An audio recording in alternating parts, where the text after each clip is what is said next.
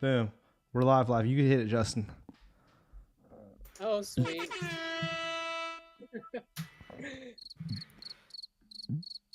Newsflash, buddy. All right. Episode 158. Over the show. 2P. Live from Michigan. Jarvis Jerry. Beep, beep, beep, beep. And our special guest tonight. Last week we had Rye Guy. This week, come right back from Japan. Sadizzle. What's going on? First time, long time. First time, long time. Happy to be. Not like you had your own show on the channel, but yeah. But that was a long time ago. Yeah. So this is the first time in a long time. Which, you know what, Justin? Fuck Jer real quick. Let's get right on into it immediately. Let's do a quick Sadui review episode real fast, because you were in Japan when the Dodgers won. Show you Tani. Give us a little breakdown. Yeah, Jer's super juiced about this to start the show. Yeah, dude. I will say I'm very surprised that they came back and won. Yeah, Game 7 was one for the ages, like in terms of a sports fan. But out there, the cool thing is, I would say, is they have a whole channel dedicated to Shohei Ohtani. Like, they just keep the camera on him completely, and that's in addition to the main game channel. Just to give you an idea of like how big that dude is out there, because it is wild. Like when he's playing, and like you can walk by bars and stuff. The Dodgers are always on, so like.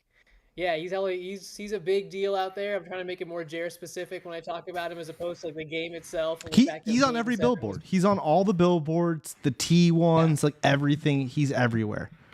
It's wild. Yeah, I was reading some articles. Yeah, like he's bigger than everyone. Like any politician, any like music star, anything. He's the biggest thing out there. Yeah, for sure. That's crazy. For sure. Which I imagine being there while the World Series was going had to be special, because, I mean, I was there and baseball was just starting, and, like, you would see a Dodger hat. Every other person's rocking one, Yeah, there are definitely a lot of people rocking Dodger stuff out there. And then I think there's also, like, a bunch of tourists who are out there who are wearing Dodgers things, because, like, they came out there and were like, oh, let me buy something, like... Let me get in the vibe. And then, like, yeah, and then like let me also like that's what I felt, was like a lot of people just like wearing like super clean looking Dodgers jerseys. Like, oh, you just bought that. You know what I mean? Like, you got that when you're out here. And there was a lot of that. There's actually one Blue Jays fan I saw, and he was a total dick on the subway. I remember that, like, Japanese fellow or tourist. He was a tourist, obviously. I mean, he was a super tourist, fat dude and shit. Why guy? So not from Canada.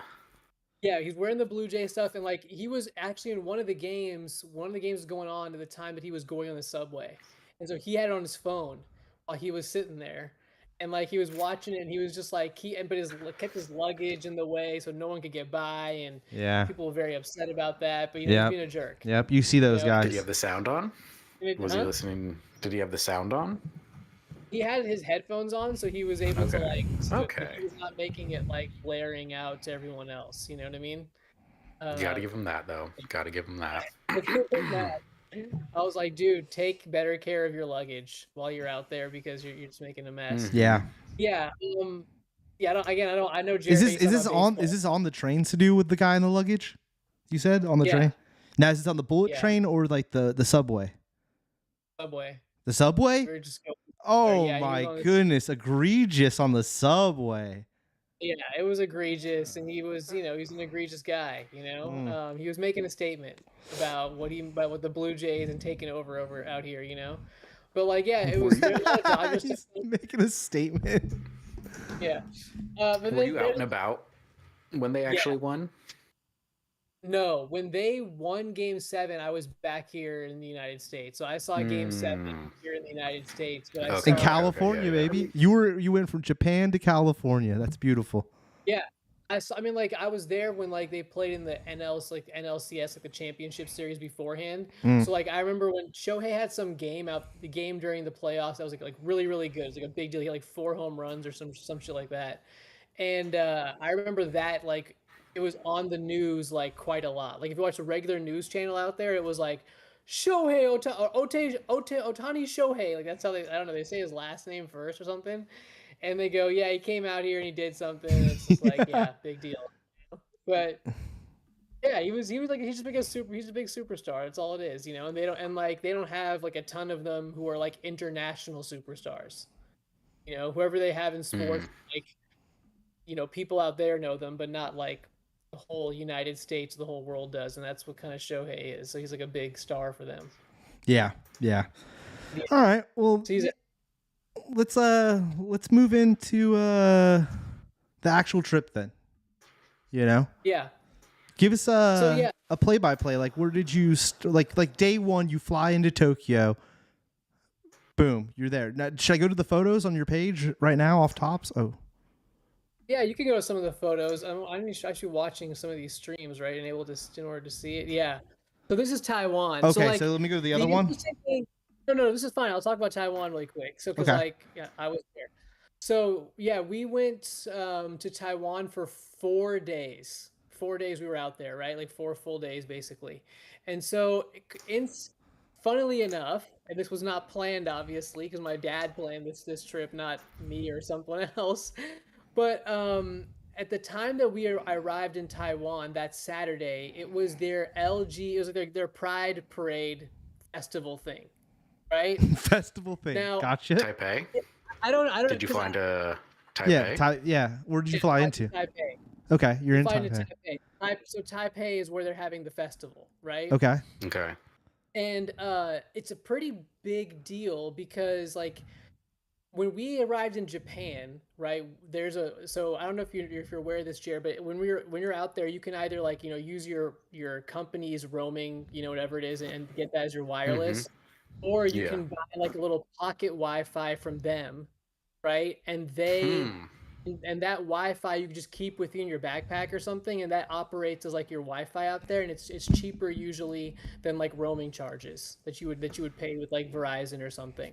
At least I know with Verizon, it's expensive, right? So anyway, when we went to pick up that Wi-Fi, there was just some British guy who was like living in Japan, obviously, who was explaining us how it all worked. Anyway, fast forward to going to Taiwan, like at the same time as that festival, which I didn't know until we got there, which I'll tell you how we found out. But we get there, and like that guy who gave us the wireless, he was heading down from Japan to Taiwan for that parade, because he was definitely, you know, that's just the vibe, right? So and him and his boyfriend I also saw he was on the same flight as us going down there. So anyway, that thing is cracking, and I don't know if it's because like Japan is also kind of like repressed or something, or the other countries like Indonesia and whatever it is are kind of like repress the Philippines, but you get a lot of people, tourists from out there were there for that parade, right? And that's the thing. Because when we were out there, we were at some cafeteria, and we were picking up stuff, and there were just random people walking in with like BDSM like outfits and shit. Oh, so full blown. Yeah, full blown like BDS. So like they were seeing that. My parents, they don't know what that shit is. They're just like, "What's going on here? Like, is it like a costume parade or something?" I'm like, "No, you guys, it's a fucking." I don't know, Jared. Right? If we could show if it gets real visual. Oh, the beefcakes. I mean, I didn't. The beefcakes. I didn't take a picture of the parade, but like, so anyway, when we were going on, like, we went on a tour of Taiwan, like with a guide, like through up and down, like kind of the country or whatever it is, right? Okay. When we were going on that, there was a bunch of people from the parade, you know, who were still chilling in Taiwan just to kind of get the experience, who went with us. And like, there were a lot of people from the Philippines who came up, or down, I guess. I don't know. So I don't know if that's like a big deal, like in like their particular Pride parade, but there was a lot of people that from like out of town, let's say, who were attending that thing. And yeah, so it was cracking out there when we were there for that weekend. You know what I mean? In terms of people. Yeah. Wait, so, okay, let's start back over though. So do you fly in? You land at night or in the daytime? To Taiwan. Into Taiwan, we arrive during the daytime. Taiwan is an hour behind Japan, so like it's 3:30 in Japan, it's 2:30 in Taiwan. Okay. So Okay. we got there like pretty early. Like I want to say like 2 o'clock, 3 o'clock or something like that. We got there. And then how many days? And How many days are you there? 4 days Okay. basically. And interestingly enough, and I wish I could have gotten I tried to get Shazammed it, but when we got off the airport to go at Taiwan, right? It was pouring and shit. So we decided to call an Uber to take us to the hotel instead of like trying to navigate subways or shit like that. And we get in, and this dude is playing the craziest like house music with like weird like cat sounds in the background. So I tried to Shazam the song, right, to try to find it, and it was just like there is no match. Like we cannot find a match. I'm like, come on, like let me like fucking find this song. And then like it transitioned from that to like this very slow operatic, Taiwanese song, like a woman like almost singing like when the Titanic was actually going down in the movie. I forget what the song is with Celine Dion. It's like it feels like that like operatic thing. So the taxi My driver was heart will go on. yeah, yes. So the Interesting. taxi driver was wild on our way to Taiwan. Whatever kind of music that they listen to, it's intense. Like Okay. they got some sick ass tastes. Yeah. Interesting thing about Taiwan too is like everything like at least Taipei I should say, but even Taiwan in general. But all the buildings, bro, they look ugly as shit from the outside. And I'm not trying to be critical of their country or anything, but And like this is like the that's what I downtown tried to get district or like everything? everywhere. Everywhere. And Okay. that's why I tried to capture in this photo, because like the problem was it was raining like every day we were there, like constant, nonstop rain. This So just it looks was like hella bad. hard to This take also looks like photos. bad parts of Tokyo, though, too. Like it reminds me very similar of certain areas I would go to and be like, oh, okay, this is an older district, possibly. Yeah, this is how Taiwan, Taipei at least, looks all over. Just But then super your ugly. next photo's a beautiful Every- shot, dog. Well, that's us going to look at a waterfall. Right, Like so, right. there's a lot of greenery there, right? It's one there's like there it's always raining. I think It's there's a a lot. It's a beautiful shot, humid. dude. It's a humid climate, so they're obviously having a lot of rain and shit, and that's why it's very lush. As you can clearly see, there's a lot of like lush areas of Taiwan, and that's what we saw at the waterfall. But like the actual places themselves, they're very like the exterior is like ugly. This is just like their main like This is one of their big Renaissance temples. building or something.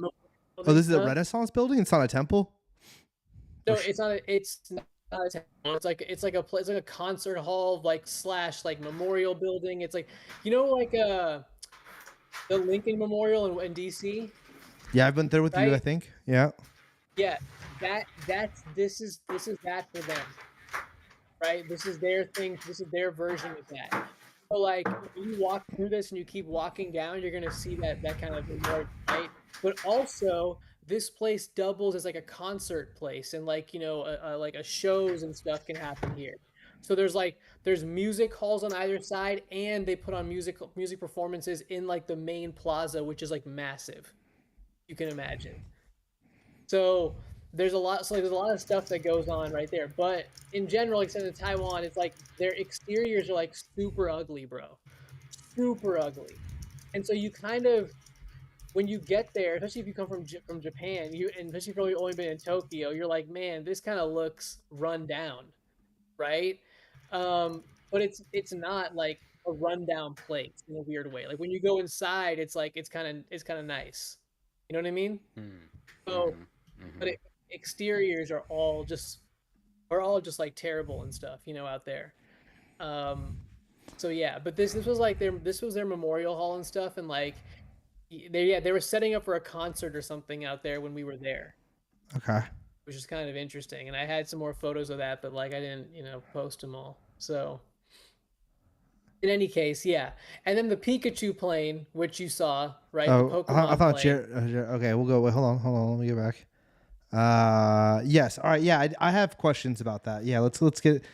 I mean, I got a What are ton your- of questions, Oh, yeah, but by the way, those shoes. I should go back to those shoes. okay, let's go really back to quick. the shoes. Let's go back to the shoes. Get into the shoes then. All right, go ahead. So the shoes. So when I was in Taiwan, there's like this night. They're famous for their night markets. Taipei, at least, they're famous for their night markets, and they have a few of them.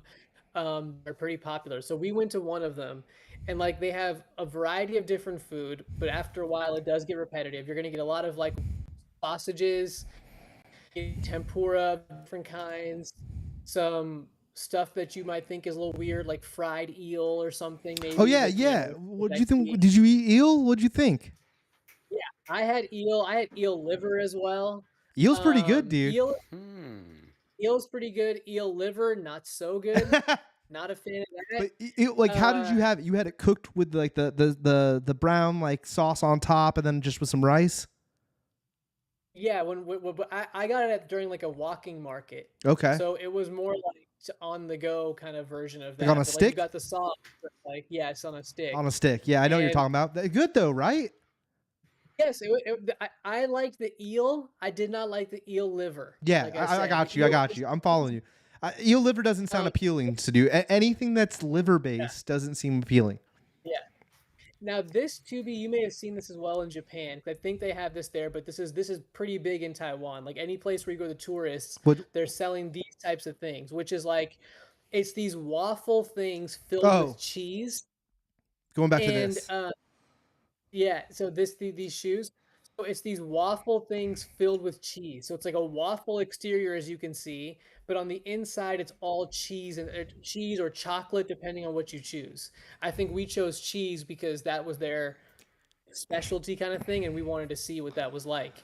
And then we also have one chocolate later as well. And so like that's that thing, and they do them all in very like interesting ways. So like we got one with the shoe. You'll see one with like coins. You know, like just the Taiwan coin, like get it from that. It's like you'll see it with like a pho cheeseburger. You know what I mean? So it looks like some other type of food. So it's all types of stuff, but this is pretty fucking good. Like when you're a little like drunk, let's say off some sake or something, and you just want to get some nice dessert to finish off your thing, bro. This hits the spot right here. Yeah, So, no, I didn't really mess with these. I know what Tosadu's talking about. I did see this like fried objects. It wasn't for me. Yeah, they're great. I really enjoyed them. But maybe I just had The shoe ones you sent us the photo must be the chocolate ones because it's got like powdered sugar and fucking no, it's like any one that you pretty much get. but it's also got little fucking little sugar dudes on it and shit, little sprinkles and stuff. I definitely know we had one chocolate and one cheese. I'm pretty sure this is the cheese one, but maybe I'm confusing this. It's got oh my god, dude, marshmallows, the little yeah, the little weird. Even the cheese version is the dessert thing, dude. It's not like the cheese one, It's like bizarre. the breakfast thing, you know? Yeah. He's asking, was it like a sweet cheese? It was hot. It must be. I know what you're saying. Yeah, it must be. It must be. I got you. It was really warm. That's the only food photo you got, though, huh? Huh? That was the only food pic you got in Taiwan. I did take a picture of a couple sausages and stuff on a stick that I got, but I didn't just post them on Instagram. But I have them. I have some pictures of, like some sausages and like some steak bites and stuff. But I really wasn't impressed with those. The sausage was a little bit sweeter than what we normally have here. Like our version of like hot links or even a bratwurst or something. It's a little bit different type of sweetness to it. And you would find it's almost like tangy in some kind of way, but it's good. But I'm also it's not like special, It's not like, oh my god, you got to get the wild boar sausage when you're out there, Is it like langonista or something? I don't know. I know what you're talking about because the Philippines has something similar that I never remember the name, but it's like it's like a sweeter sausage. It's good. I enjoy it. Okay. What was the best thing you had? In Taiwan, I would say it was this barbecue that we had that was like like almost like a Korean style barbecue, but like it was Taiwan. Wait. kind of thing. So it was just like interesting rice like dumplings and stuff like that. I don't know. It was interesting, but it was good. I really enjoyed that. And Taiwan, that was my favorite So thing. is Taiwan sausage, going back to that real quick, is that it's similar to a Chinese sausage, right? Like they even I've sell never that had a they even sell that sausage. at Costco. That's I think so. Yeah. It's like, I'm yeah. sure it's wild boar, or whatever that sweet sausage is. Yeah, That's, I've they got this at Costco and stuff, and at 99 cents ranch for sure, for sure. Yeah, I know exactly what you're saying, Sadu. I didn't really see this in Japan though, huh? I didn't see it in Japan either. I think it's a function. I think it's a Taiwan kind of thing. You know what Yeah. I mean? Like they all have that shit out there because everywhere you go, that's like a tourist spot. They all have the same type of things. Yeah, yeah. Right in Taiwan. So The one same in of- Japan one of- though, right? Like you start to see the repetitive tourist spots. But I would say Japan's still a little more diverse. Like the thing that you'd always see in Taiwan is like those sausages, right? You would see these little pineapple like cakes, pineapple like cookies, anything pineapple related. Pineapple's There's a lot of big. I love pineapple, bro. Yeah, there's a lot of there was this black pineapple bread thing. James That's Tyson, like Taiwan pineapple. Yeah. Who knows? I love it, sure. Those look See good, what bro. popped How up. were those? So, dude, you try them? Yeah, I tried them. I mean, it was fine, but it was just I'm not a big fan of pineapple, Okay. so I was You're just not What's wrong like, with you? It's weird. That's weird. Well, it gives You- me, it's you- are it's you pretty pineapple acidic. on the pizza? Huh? I'm a pineapple guy. Pineapple's great. Pineapple juice. Yeah, pineapple I chunks. love pineapple, but I can only Coconut eat pineapple ice raw cream? pineapple. I can only eat a certain amount before it really fucks up my stomach. Being real. That's fair. It's Okay. because it's so That's so. true. If, I like because I'll get down. It's like fucking candy to me, man. I'm with you, Jerry. Like I can eat pineapple, you know. But then the next Starts running through morning, you, though. I'm feeling that the next morning. Like, oh god, I need to get some Tums in me. Acidic. Yeah. All right. Well, that's interesting. Let me get into some questions, though, motherfucker. We're jumping all over the what's place. Let's get into it Okay. real fast. Jerry, look it up. The Pokemon plane. Now, in Japan, I did see a lot of themed trains and different themed shit.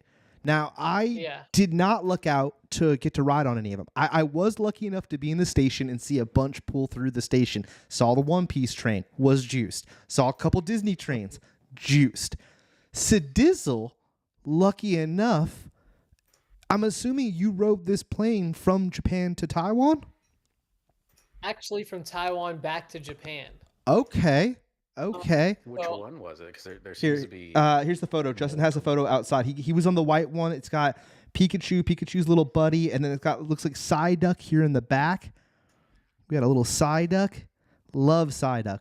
Big fan of him. Now, I'm sure you know, Sadu. I'm sure you saw a lot of Pokemon. Like the stores are pretty predominant all over Japan, and they're you all see over a lot of yeah. Pokemon. It's one of the things I think They're in- you see the most. One Piece, I think, is the thing you see the most, but Pokemon might be number 2. But to end up on the plane is pretty badass to do. So dive us into and how it it's happened. Yeah, so it was very random. It was not planned. It wasn't like we chose the Pikachu plane. We just got the plane. So it was interesting because like it's not just that the outside is Pikachu out, right, or Pokemoned out. The inside is also Pokemoned out. So you have these on each seat. That's your little like a white little rest. There's also like the lights are multicolored to resemble like all the I don't know, just Pikachu and Pokemon. I think just the And it's vibe, hard to yeah. see, but on the luggage itself, the luggage kind of cabinet. Yeah, I see that. You can kind of see the characters. There's like character stickers on all of that. Sorry again, I can't. I could have posted a better photo, I guess, but that is there. You'll see like Pikachu holding balloons. You'll see Yeah, like, a right through bunch here, of, right? Is that what we're talking about? Stuff. Yeah, there's Yeah. the balloons. Pikachu with the balloons is right there. I see that, Sadu. Yep. So you see a bunch of the Now, is characters that- on there. So it's, Let's get. I got some fucking nerdy questions to do. This is where I'm really gonna chime in Yeah. here. Now, did that feel like it's just a fucking cheap little sticker, or did it feel like it was actually part of the plane, like authentically there, or they just did a quick little sticker jobby and slapped these in?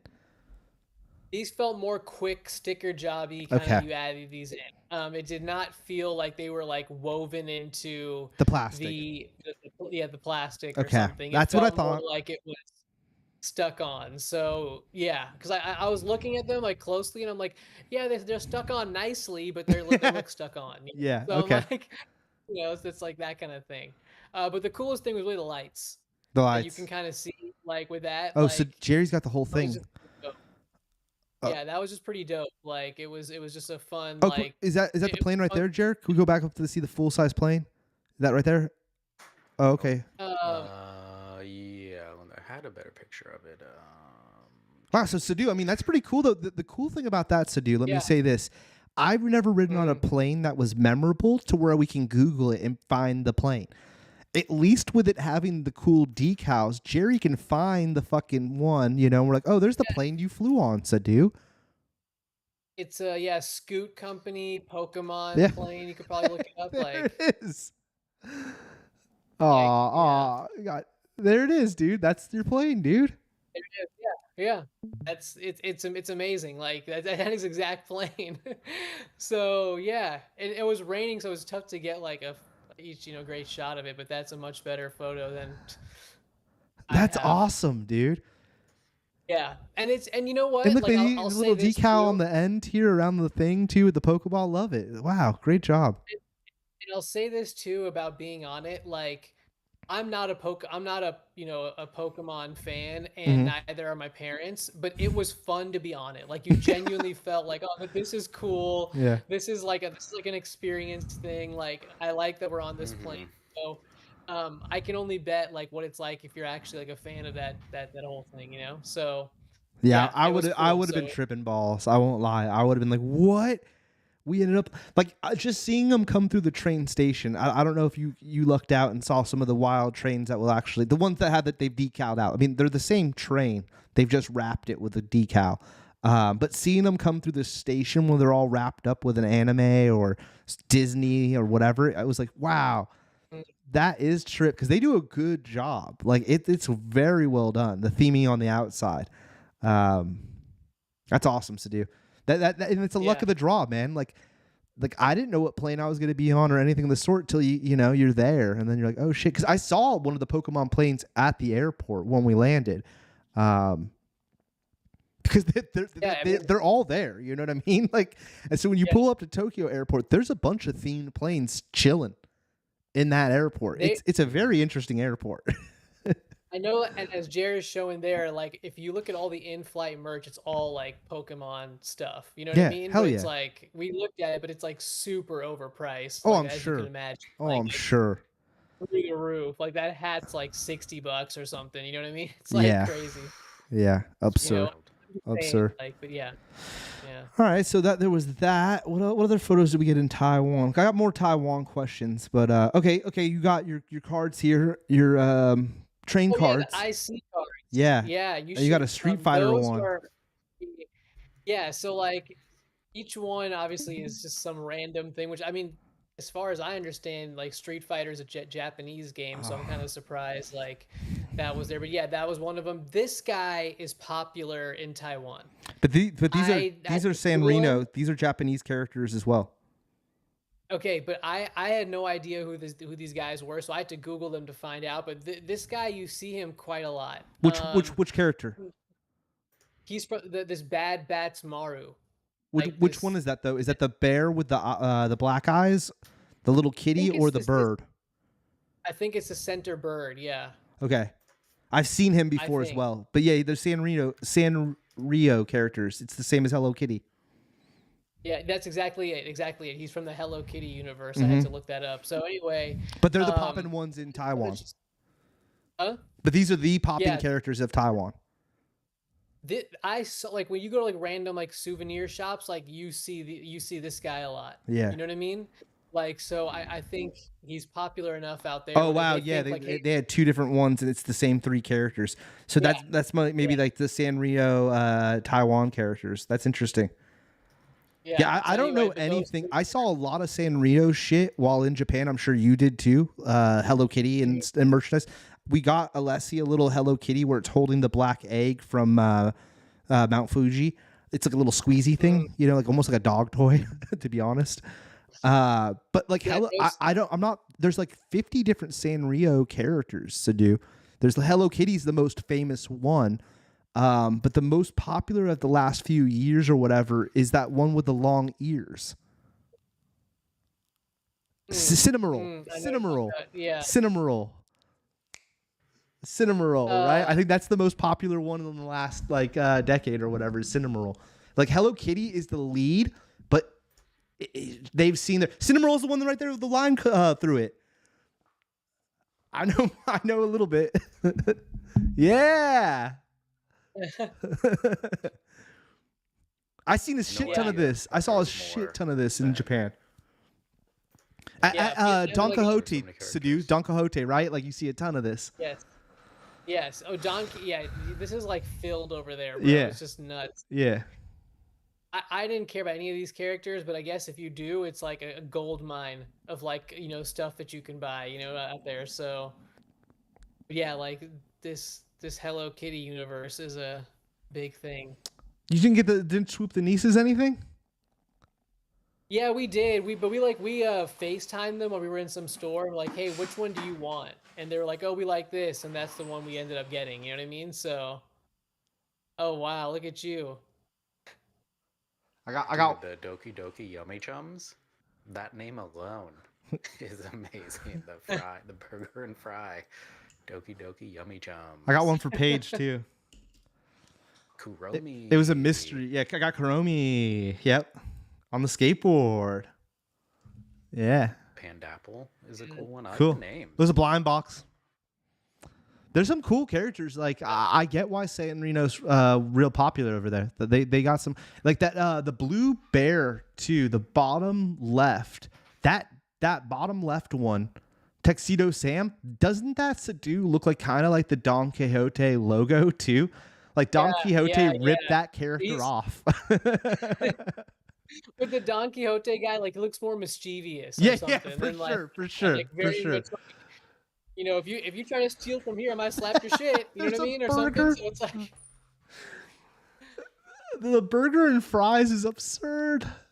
Oh, dude, these characters are great, dude. And it's like a Bambi. Just I also agree with Jared. There's some great names in there, like some genuinely like interesting names. But Yeah. wow. All right, so Taiwan. All in all, it sounds like it rained a lot. The food wasn't as good as what you had in Japan. Would you go back, or what? Like, what's the total vibe there? Like, what are we giving the rating? so we were there for 4 days, and I would give it like a 6.5, 7 maybe. When I was there, and I would say that what could have made it better is shortening your days. Like, I would say 2 days most. Like one night, so you can just go to the night market, and then if you want the next day to like just walk around like Taipei or go to some random like 1 day tour, you can go do that, and that's all you need. Is So it you not don't good need as shopping? The shopping is the same as like Japan. It's not like you're Overpriced stores. Yeah, I mean, it's not like there's anything I thought different or better or cheaper than what you get in Japan. So Well, for electronics and yeah. stuff, Japan's pretty picked over. Like most of the camera stores and stuff that I would go to was like it felt like I had come a little too late to the party. You know what I mean? Does that make any sense? Yeah. Like I felt like the video game stores also had that vibe where you're like, oh, the only things left here are overpriced shit. Like, and it's like the same thing over and over again. So I don't know. I wondered if Taiwan was like an untapped. But I know, City, you're not into the like old school electronic game, so that probably doesn't matter to you about that. But you see a lot of that. You know what I'm saying? Like you see a lot of old electronic stores that have dope shit.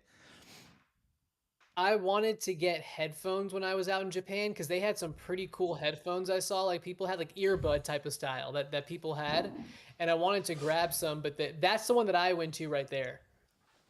This Rayo night market. That's exactly where I was during my time there. So that was and it was cool. Like it was a cool night market. Like I said, food was fine. Cheap enough. But yeah. Yeah. There's it's just like it's a cool like place, but it's also really crowded as shit, and it's hard to move and maneuver. And like when you're eating, it's like you can't. It's hard to like just pull over somewhere and like eat. You know what I mean? Yeah. So you don't think about like you don't think about Mm-hmm. like the logistics of that kind of stuff where it's like I've got my food, dope. Now I just want to pull over to the side a little bit, and it's like, wait, where the fuck am I gonna pull over? And then it's like, okay, I pulled over, like I walked a little bit, I pulled over somewhere. Now it's like, oh, now I need to throw it away. Well, you could go back to the guy who like sold it to you. He'll probably take it, right?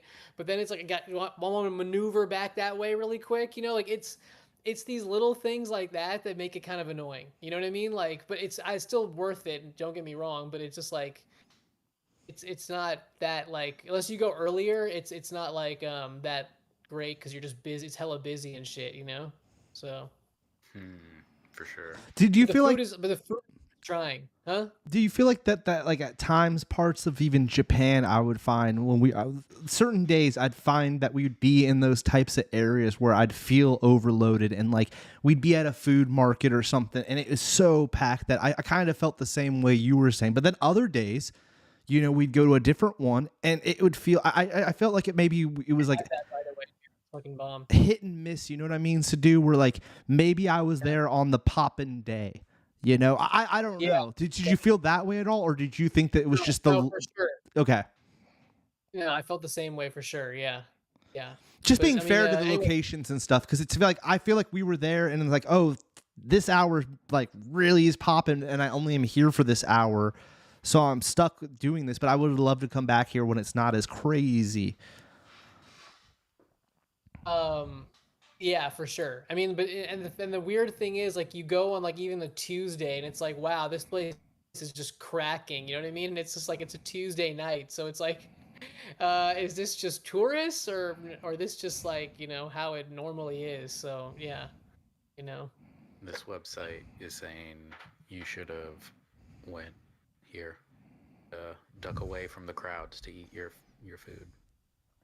Yeah, but you know, part of it is like Jer.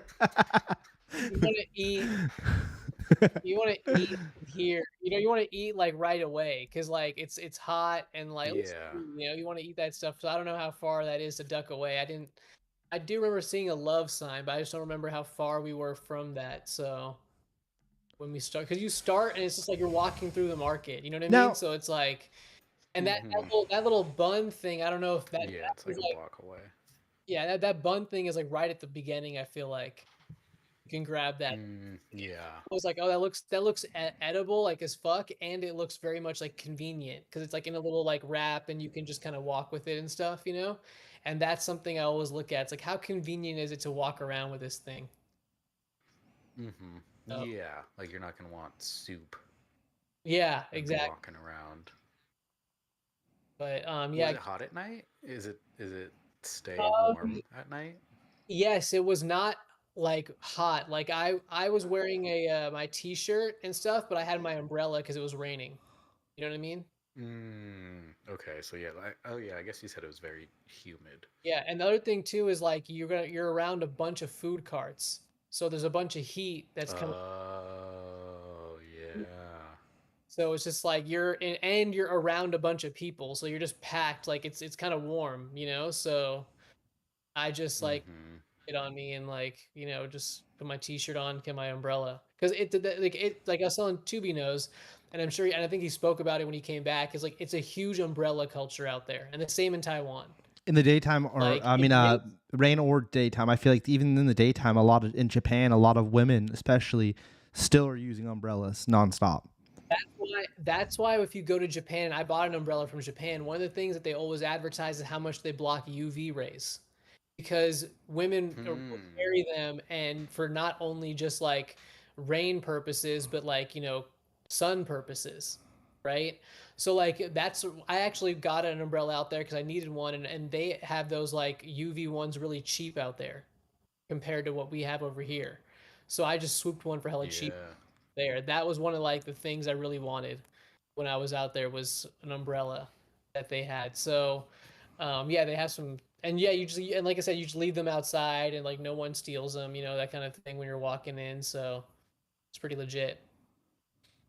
Did you get a sausage keychain from one of these claw machines? I did not get a keychain, but I had plenty of sausage. Like I had that from multiple stands because I'm just like, well, Did you go? it's Did you there. go into any of like the Yeah, the arcade stuff. claw Yeah, machine? Yeah. yeah. I checked all that stuff out, and like, there's also like a gun machine where you can kind of shoot your like, sit there and like play the gun shooting game and stuff.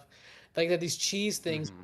everything stuffed with cheese, but it's pretty bomb. You know what I mean? Like I'm Yeah, not yeah, yeah. not even a cheese guy at all. Like I'm not at all, but that stuff is good. At least the way they make it. That's dope. Yeah. Pineapple buns. I didn't have pineapple buns. That was, I'm sure, really good. That was something I did not have. I had like steak, boar, tempura, like some other like oysters and shit, and like, This is all in Taiwan. yeah. So overall, what's the rating of Taiwan? Like, because I mean, here's the thing. Do you also, let me ask this before you give the rating, actually. Do you feel like coming out of Japan, Taiwan felt a little bit more of a disappointment because you were coming out of Japan? Like, if you would have went on just a trip to Taiwan, would you think it would have been better? It definitely would have gotten like a half percentage point or maybe even a point better just because like you are comparing it to what you just came from. But also it's just visually it's not as nice because like at least to me what I look for like is like I like the exteriors of buildings to look nice, you know what I mean, as opposed to like run down and like tagged, you know what I mean. Even though that has its own beauty too, like I took pictures and stuff as much as I could, but like it's more like it feels more run down and people are less polite than they are in Japan. Like I wouldn't say people in Japan are like super kind, but they're really polite for the most part. So like that is a little bit less in Taiwan. So Now, and you went to the most major city too, right? So you went to their equivalent to Tokyo? yeah. Okay. Yeah. And that's what you're kind of Taipei is comparing a it to. big Because city. I'll be real, dude. When I went to like Fukuoka and stuff, it had a way different vibe than Tokyo. It's a lot more maybe similar. It felt old. Like it didn't feel, and not like Kyoto where it feels old, but you're like, oh, this is like dope old. Like this is like historical old, right? It didn't feel like that. It felt like industrial old. You know what I mean? Like Yes. like oh, these buildings just haven't been updated since the 90s, 80s. And I feel like that's what Taiwan almost seems like it had that like vibe to it. Yeah. Where Tokyo is modern as fuck, but like also I feel like we're like as tourists, we're not really exploring those areas that aren't. Because there's definitely that exists. Like when you look at the map of Tokyo, it's so massive. And even when I drove to Disneyland, which Disneyland, they say it's in Tokyo, Sadu, but if you look at it, it's like way out the fuck. Like you never got close to it. You know what I mean? I'm sure you couldn't even see it. I never saw it. It's so far out there. And like driving there on the freeways and stuff is when I realized like, damn, this city is so fucking big. Like I touched a fraction of what that city is. You know what I mean? Like it's nuts. Yeah. Because I'd get lost at night. I'm sure you have kind of the same vibe where you would walk around and you'd be like, I am lost all of a sudden. These buildings are getting repetitive. So that like in my Japan pictures, the first one I took is one of me in Kyoto. And Is it like this one right here? Let me go. I gotta put a stream to see it. Yes, this one right here, right? So this is when we were in Kyoto, right? Yeah. Yeah. This little little pathway or whatever it is. And so this night we went on a guided walking tour of Kyoto. So there's this guy who's actually from Charlotte of all places, like Charlotte, North Carolina, went to go live out there. And so he's just living out there. He does like these tours and stuff. So he took us on a walking tour of Kyoto, and we went to 2 different places to eat, right? To have different type of food and stuff. And these really like random spots that I would never have probably chosen myself. You know what I mean? If I was just walking around as a tourist. So in any case, when we went to the place, the first one, the guy's like, what do you want to drink? And so my mom and myself don't drink. So we're like, oh, we'll just have water. We're fine. And then the guy's like, well, it's already been paid for. right? It's like when the package or whatever that my dad bought the tour, like the drink came in it, right? Mm-hmm. So my ass was like, well, I don't want to like waste something that we already paid for. You know what I mean? So I'm like, all right, I'll take some sake. And Mm-hmm. my mom will, and it's like my mom's like, yeah, and you'll take some sake, and we'll fucking, I'll drink this shit. I'll drink the glasses, or my dad will drink some of it. Like we're gonna get our money's worth, kind of thing, being hella cheap and stuff. But anyway, so we go to the first place. I drink hella sake, like a decent amount, bro. Right? So, and you know me, I don't Is it drink at is it all. cold or warm? I don't drink at all, right? Huh? Is it cold or warm? It was warm. I don't. As you can probably, as I finish the story, How you'll much he realize why drank? He doesn't know. I think it was warm. I want to say. No, it was cold. The sake I had earlier in the day, that was warm, and that was at a temple. And Okay. they had like sake like holy. So it's like when you go to the temple or whatever it is, like they were giving a sake, and so it's like it was a little bit warmer. I wouldn't say it was hot. It was just like a little bit warmer than what we had at dinner. Room So temp. anyway, I had like a decent amount, right? Because I had my mom's, a little bit of mine, and a good amount of my mom's. So I have sake. Then we go to the next spot, and again our drink has been paid for. So it's like some alcoholic drink that has, I guess, a lot of alcohol by volume or whatever. That I'm not even sure.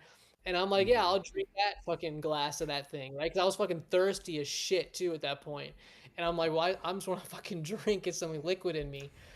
So by the end of the night, bro, when we were departing from the group, there was another person there, and they were saying bye and stuff. And she put his hand out to like shake my hand. I literally like just looked at the hand for a second, but didn't know what to do. And I'm like, oh shit, I gotta go shake his hand. And then like I shook his hand, and then like I'm looking at the hand, and then like I look up at him, as if I forgot to do that. Like everything's taking like an extra second to do. I'm like, oh fuck, I'm hella drunk right now. So anyway, say bye to them, whatever it is. And then my parents like, we're going back to the hotel, and it was like 10 or whatever at that point. So I mean it was kind of late anyway, but we're going there. But I'm like, I'm gonna go walk around a little bit, because like I'm still a little drunk, and I'd rather not fucking go back just to the hotel. So I Yeah. wandered around like sort of this area again, and like thank God for Google Maps, because I would have definitely gotten lost a couple times, because like I was pretty drunk that day for me, whatever my level is. So anyway, that's the story behind that. So not much of a punchline, but yeah. I mean, sounds fun. Sounds like a Okay. good way to start your time in Kyoto. It was dope. It's a beautiful city too, Kyoto. Like way slower pace than Tokyo, as Tubi knows, but it's a really nice place. It's a really nice place. So Can I not? Nice. yeah. Oh, maybe I have to do it here first. You can't Um, add more windows? Oh, maybe I got you. And then oh, you piece of shit. And so, did you start your time in Japan in Kyoto, or did you? No, we started in Tokyo, and so like a lot of what we did out there was just like walking around. Like I wanted to see how shit looked, like whatever it was. And then we went to Mm-hmm. Kyoto for like 4 days. We also saw a parade there in Kyoto that went actually right by our hotel, and it was like they went through each period of Japan. So each group that came by wore the costumes and stuff like that of every period of Japan. So it took you through like the very early ages all the way through to like gunfire, was basically the modern day, like until gunfire came in, like pistols and stuff. It took you through all the Mm-hmm. way. So it showed you like what samurai wore at different times and all that kind of thing, which is a pretty cool parade to see. But it was also like long as shit. The interesting thing about it was, I don't know if it was because of I'm not a horse expert or anything, but I don't know if it's because of the rain or something, but the horses that they kept riding were getting spooked like crazy. And they kept Mm. like really being difficult for the handlers, who were trying their best. So like at times, and everyone was like, "Okay, we gotta stop," right? The horse was like doing circles and just doing crazy stuff. And so it's kind of funny to see them struggled with like handling that. as they like obviously walked through. And like there was this one thing that they were carrying. It was like almost like a big funeral casket kind of thing, right? But like it would be something. If you watch Shogun, it's the kind of thing that someone sat in, right? And like people Mm, walked with. So if you watch the Shogun show, you would know what that is. But like they had that thing, and like I thought a lot of the stuff that they were carrying was light.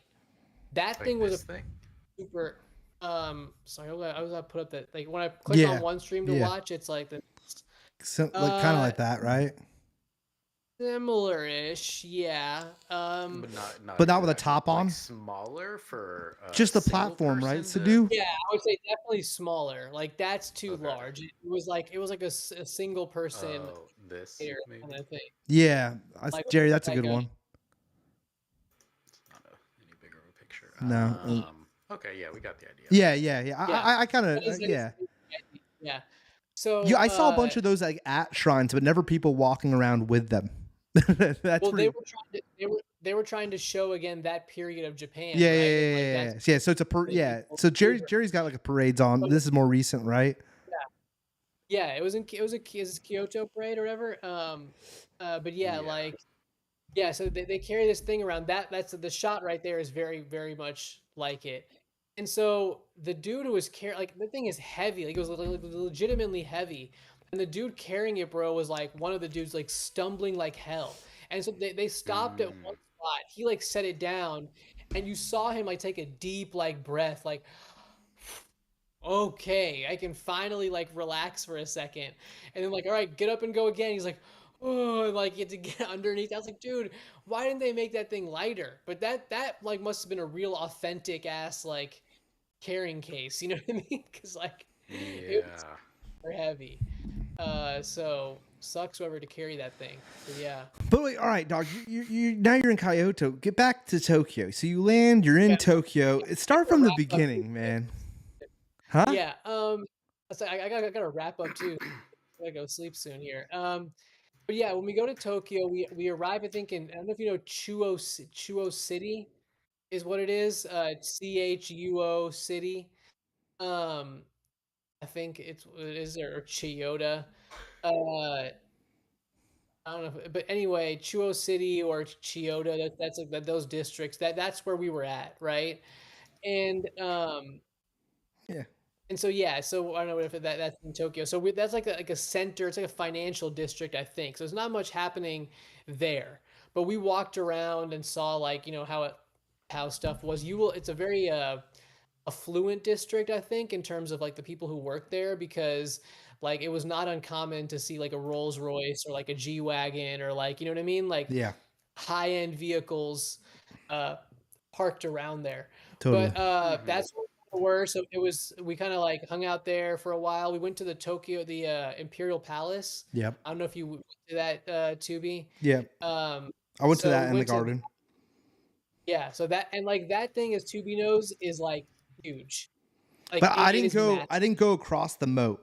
Yeah, I didn't go. I rode we my. went I rode a. too. I was on a bike tour and we rode around. Like you know how there's that pathway that leads you around it, and then we Yeah. like rode on a. Yeah, I don't know, but yeah, it was dope. Like it was dope riding a bike around the whole thing, around the moat. Yeah. It is like I did. But you I went I inside ran and around. toured the whole thing. Yeah, so you go there and tour in it, and like it is massive, dude. Yeah. It is, and it's like it's a whole day thing. You know what I mean? Like it's Yeah. not like oh you're just there for like an hour. Like it's just a lot of walking, and it's like a lot to see. Uh, the grounds are just huge. So yeah, as you can kind of see, it's like a lot. You know? That's crazy. That's dope. Yeah. Oh So it's a wow, pretty big. that's crazy to see that view of it. That's interesting, Jerry. So it's a very big palace, which you kind of would imagine. And the for, gardens like, are a fucking distance away from it too. Yes. It'd be cool if Jared, if you Yeah. could find a photo of that, how far away. And I guess the that thing that Sadu, this is what my tour guide said. The thing that Sadu talked about earlier, that's how they used to bring the emperor to the garden. Was they'd carry his ass from the palace to the garden, down all the streets of Tokyo on that thing, Jared, the Rigsaw walker thingy. super interesting. Yeah. The gardens are cool as fuck too. That's you could spend a whole day walking around the gardens. There's little hills too, so you can get really cool views and shit. And that's near the little thing for Jerry. I don't know if you saw this, Sadu. Studio Ghibli, their offices are near their chair, and they have a giant clock tower that's themed from one of the movies. I'm not super familiar with Studio Ghibli. I know it's a big ass deal. It's super close to the gardens. Sadu, you probably saw it. I don't remember that, but that just reminds me really quickly when we were in Taiwan. Yep, Jer. There's a bathhouse in Taiwan that I don't know if you saw the movie Spirited Away. If you've seen Spirited Away, where the That's a witch Studio is Ghibli, right? Yeah. In that movie where the witch lives or whatever, there's like a Taiwanese bathhouse that it's modeled after, and we actually were there and saw that thing. This is a random aside, but yeah, I went to some Tokyo, part of some town that was based off of. I to be honest, I don't remember, but like they're like, oh, this whole area is based off of such and such anime, and you're like, okay, like. I hate to say it, unless it's one I personally watched, it kind of went in and out. I don't know anything about like Studio Ghibli, even for instance, like Spirited Away, all that shit. I just think of that floating bear with the kid riding it. Yeah, Jerry, you know what I'm talking about? So right there, we were there. Yeah. We were there at that place with all the lights and stuff. Okay, that's we toured that. Is that in Kyoto? That's in Taiwan. I was mentioning the shit. Bathhouse Ghibli thing, yeah. That's in Taiwan. So Spirited Away takes place in Taiwan? No, but it does not take place in Taiwan. It's modeled basically like in a. Well, so really, it starts in Japan, then she crosses a bridge to another world. Okay, so all right. Did you watch it? Just a cool building. Yeah, I've seen it because it's on HBO Max. They have like or they used to at least have the movie, so I've watched it. Okay. But the bathhouse when they've gone to the other world, right? So the other world. Got you. Is modeled after this spot here. Yeah. Taiwan.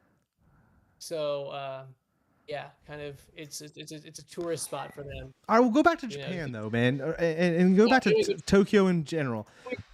For me. We did things like go to the fish market, which I know Tubi's probably spoken about. We've done like some of those simple things. I would say the thing that always stuck out about me was just the food. Was like the food is the food's a big part, obviously. Yeah, it's such a big part of your trip, and like there's also little things like, bro, you could go to 7-Eleven or a Lawson's out there or a Family Mart, which is like their version of these little convenience stores, and like you could get a good lunch, bro. It's nothing like you can't compare it to anything we have here. I mean, Jerry, New York, like it's more like a New York bodega. Yeah, it's more obviously of that. But obviously in the Japanese cleanliness and weird layout that they would have. But I don't think on the West Coast we really have, even in Oakland and SF, anything that's they have bodegas in SF, but it's not the same, and they're obviously not as frequent.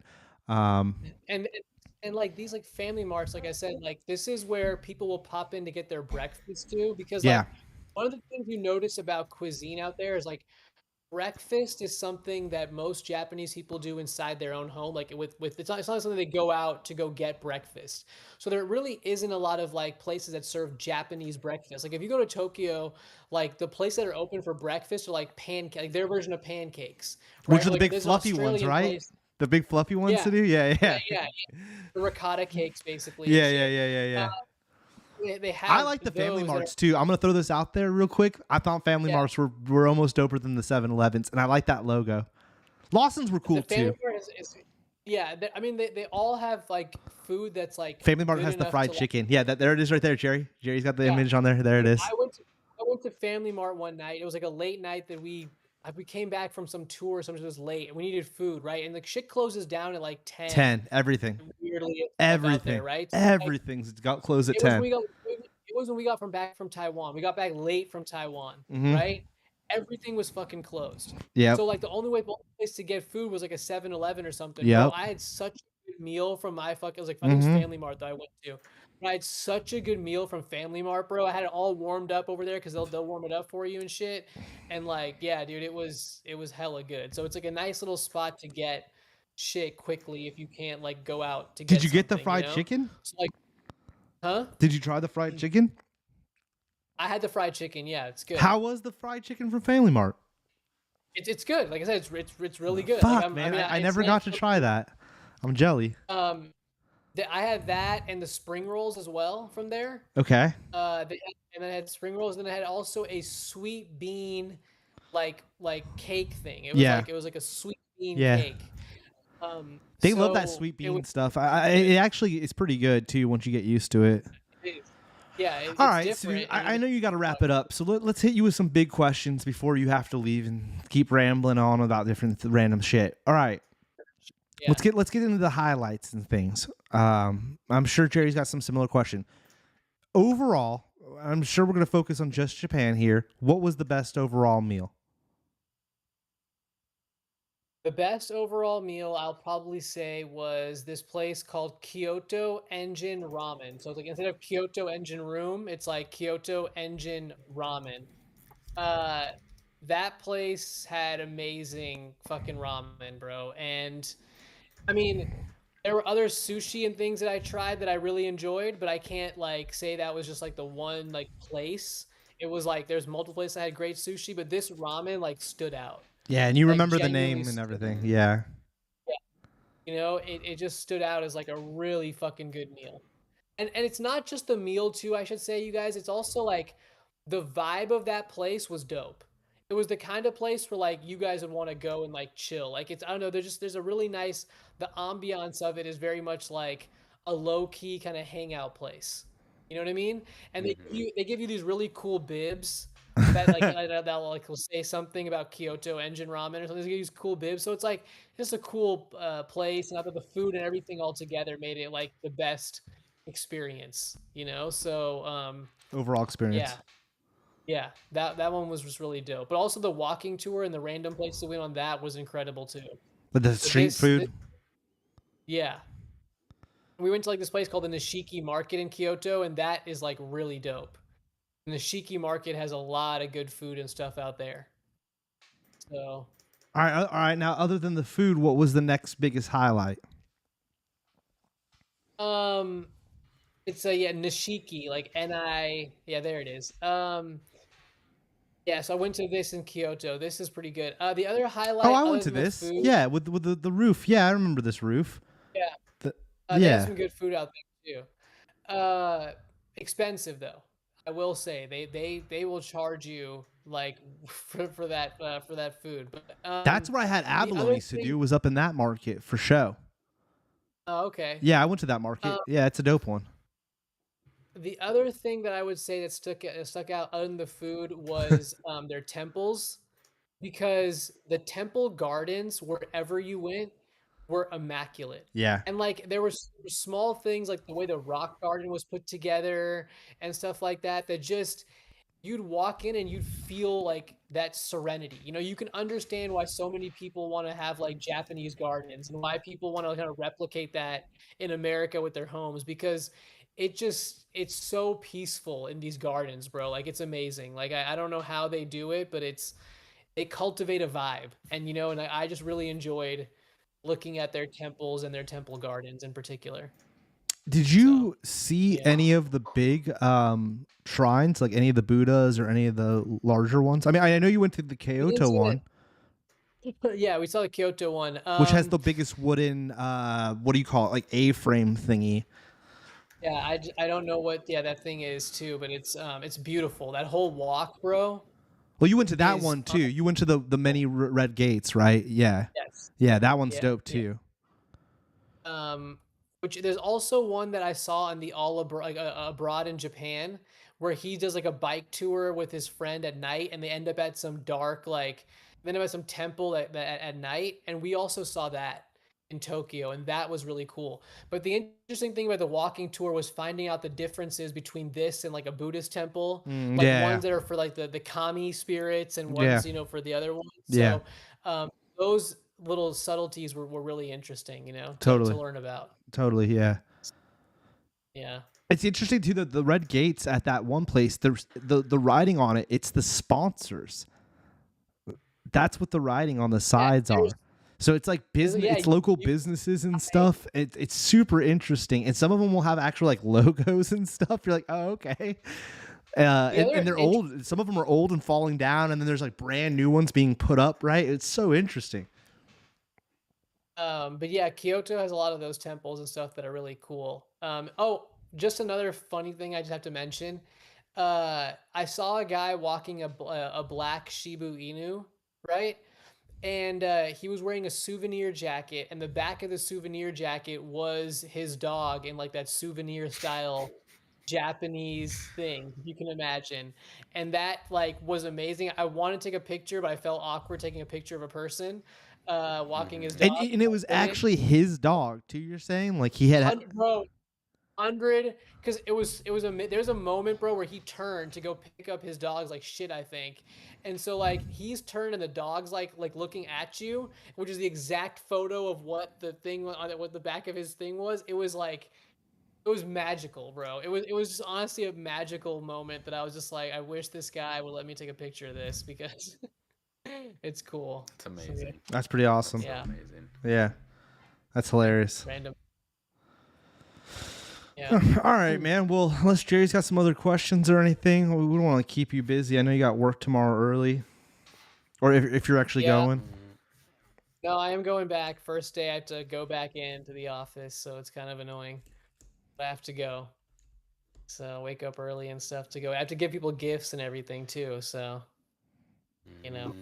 Well, Which, by the way, you know, it's I got some decent gifts, especially from Don Quixote, the gift place of the world, the big gift capital of the world. You know, yeah, it's ridiculous, bro. Every floor, it's like if you go there, Jer, it's like here's a souvenir, like I'm missing this. Well, like, it depends on the size too, because there's different size Don Quixotes too. But the big one, if you go to the mega one in Shibuya, yeah, right, that's the mega store. That's like their 7th-floor granddaddy, you know, Don Quixote store, right?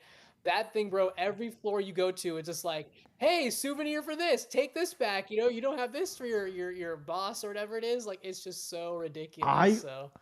I forget which city I was in, but it wasn't Kyoto and it wasn't Tokyo. It was another major city though. And they had a Don Quixote. It was the one that's on the rivers, but it doesn't matter.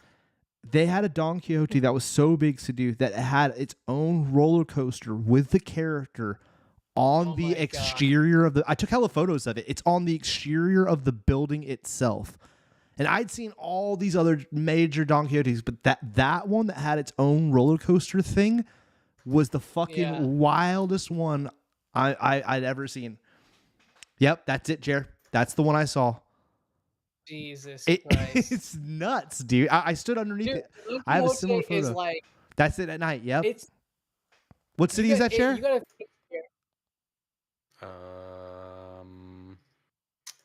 Just says Tokyo. No, it's not Tokyo. Whatever. All right. Well, yeah, but yeah, fucking crazy. It's where the running dude is. The Running Man of Japan. I mean, there's so many districts within Tokyo, if that's what you're talking about. Like Osaka. Okay. Totally, Jerry. Osaka. I was looking that up because I knew it was Osaka. Yeah. So, dude, Osaka's this one, that one, dude. Osaka is like the party capital of Japan. It's insane. I personally didn't dig it. It's also the one place where our guide was telling us, like, you could get your shit stolen. Like everywhere else, you're fine, but like, Osaka, like he was saying basically, like, you get your bike stolen in Osaka. Yeah, I mean, right? it felt like very Euro parties were going on, like literally Europeans, like tons of Europeans, and there was a lot of nightclub action, and I was like, oh, it reminded me of Barcelona vibes. On that waterfront, right where that Don Quixote, it was all bars. It was a total different vibe than any of the other, like going from Kyoto or Tokyo. It was super different to do. But here's the thing, Maryland really liked it because Jared's pulling up images right now. It's lit up. That's the famous ass area where all the signs are, and that Running Man sign's really famous. For night photography to do, Maryland was eating it up. She loved it. You know what I'm saying? It's a total Maryland. Yeah. Like she's just shooting every little sign and like alleyway with the reflecting light. She loved it. The water you could see in some of the images. Maryland loved that area. So we ended up standing out there by the nightclubs while my mom's just shooting tons of photos of the river, and there's just partying going on all around us. You know what I'm saying? Yeah. And that's and we're there for like one night, you know. But I did go to the Don that's Quixote, and I was like, I was more amazed at the roller coaster. I just wanted to. There was no way I'd ride it. Hell no, it looked janky. You know, like you see those roller coasters in random areas, and you're like, that looks sketchy. Yes. Yeah. That does not look like it's been maintained by some Disney people here. Like that is scary. That's awesome, dude. Yeah. The fact that you went to Don Quixote and shit, and you enjoyed the Don Quixote, because that I feel like that's a big element, is going there and getting your knickknacks. And they, from my understanding too, Sadu, when they travel, Japanese people, they have to give a present to their coworkers and stuff. So they would always, especially at the airport, they have those boxes of treats. I'm sure you saw that. So and there'd be like lines of Japanese locals buying those at the airports or train stations. And you're like, oh, they've all been traveling. They got to bring back their treats for everybody. And I thought that was a really cool vibe. Cheers, all the info. Yeah, because we were looking at buying some of them, but they're a little more expensive than the Don Quixote store. So it's like you might as well get them from Don Quixote. Yeah, for sure. 1,000 yen is nothing, too, just to point out, everyone. The 1,000 yen to ride that roller coaster is a coin out of your pocket. Like that's another reason I wouldn't want to ride that. Like, hell no, dude. It's not even expensive. Like, that seems sketchy balls. And it was on. People were in it while I was there. Don Quixote is one of the coolest stores because they literally have everything from high-end watches and stuff to video games to the aisles of makeup and high-end alcohol and stuff. Yeah, Kit Kats for days. Like, I mean, you could get lost in there for... And they're playing wild, weird music while you're in there. It's all upbeat too. You're Dude, like, they have a Don Quixote like theme song. Yeah, that comes on every now and then. Yeah. I liked it. All of the bright lights, all of the weird music, and all of the stores that you go to. I love it. Tokyo. Yeah, Shibuya, that one. That's the main one. That dude, we were there for so long because there's so much shit in that store. Like, it's crazy. Yeah, shopping's like a big part of going out. Shopping's huge in Japan. Shopping's huge, and to me, shopping is a big thing you're gonna do out there, and also finding random food spots and basements and shit. Yeah. Like random. Oh, what's this? Like just popping in and okay, it's a standing bar that serves like pig's feet or something. It's like sweet, let's get it. So I don't know. They're like, everything is good, bro. It's ridiculous. Like the pork, it's so good. Anyway. Did you see any of the CBD? Right. Did you see any of the CBD shops to do? Yeah, I saw the vape shops and shit. No, but I saw CBD ones, and they'd have big weed leaves on them and stuff. I walked into one, hilarious. I would never, while being there, that's so sketchy. Did you ever see smoking bars? No. Smoking bars? I saw smoking booths and stuff. What do you mean smoking bars? Like a place where you would go to with a bunch of people to go smoke together. When I was in I forget which city I was in. You bring your own shit, but it's a whole smoking area that's like a bar kind of thing, We went to a restaurant and it was good food, but it didn't. The vibes inside the restaurant, you're like, oh, this place is pretty beat up, right?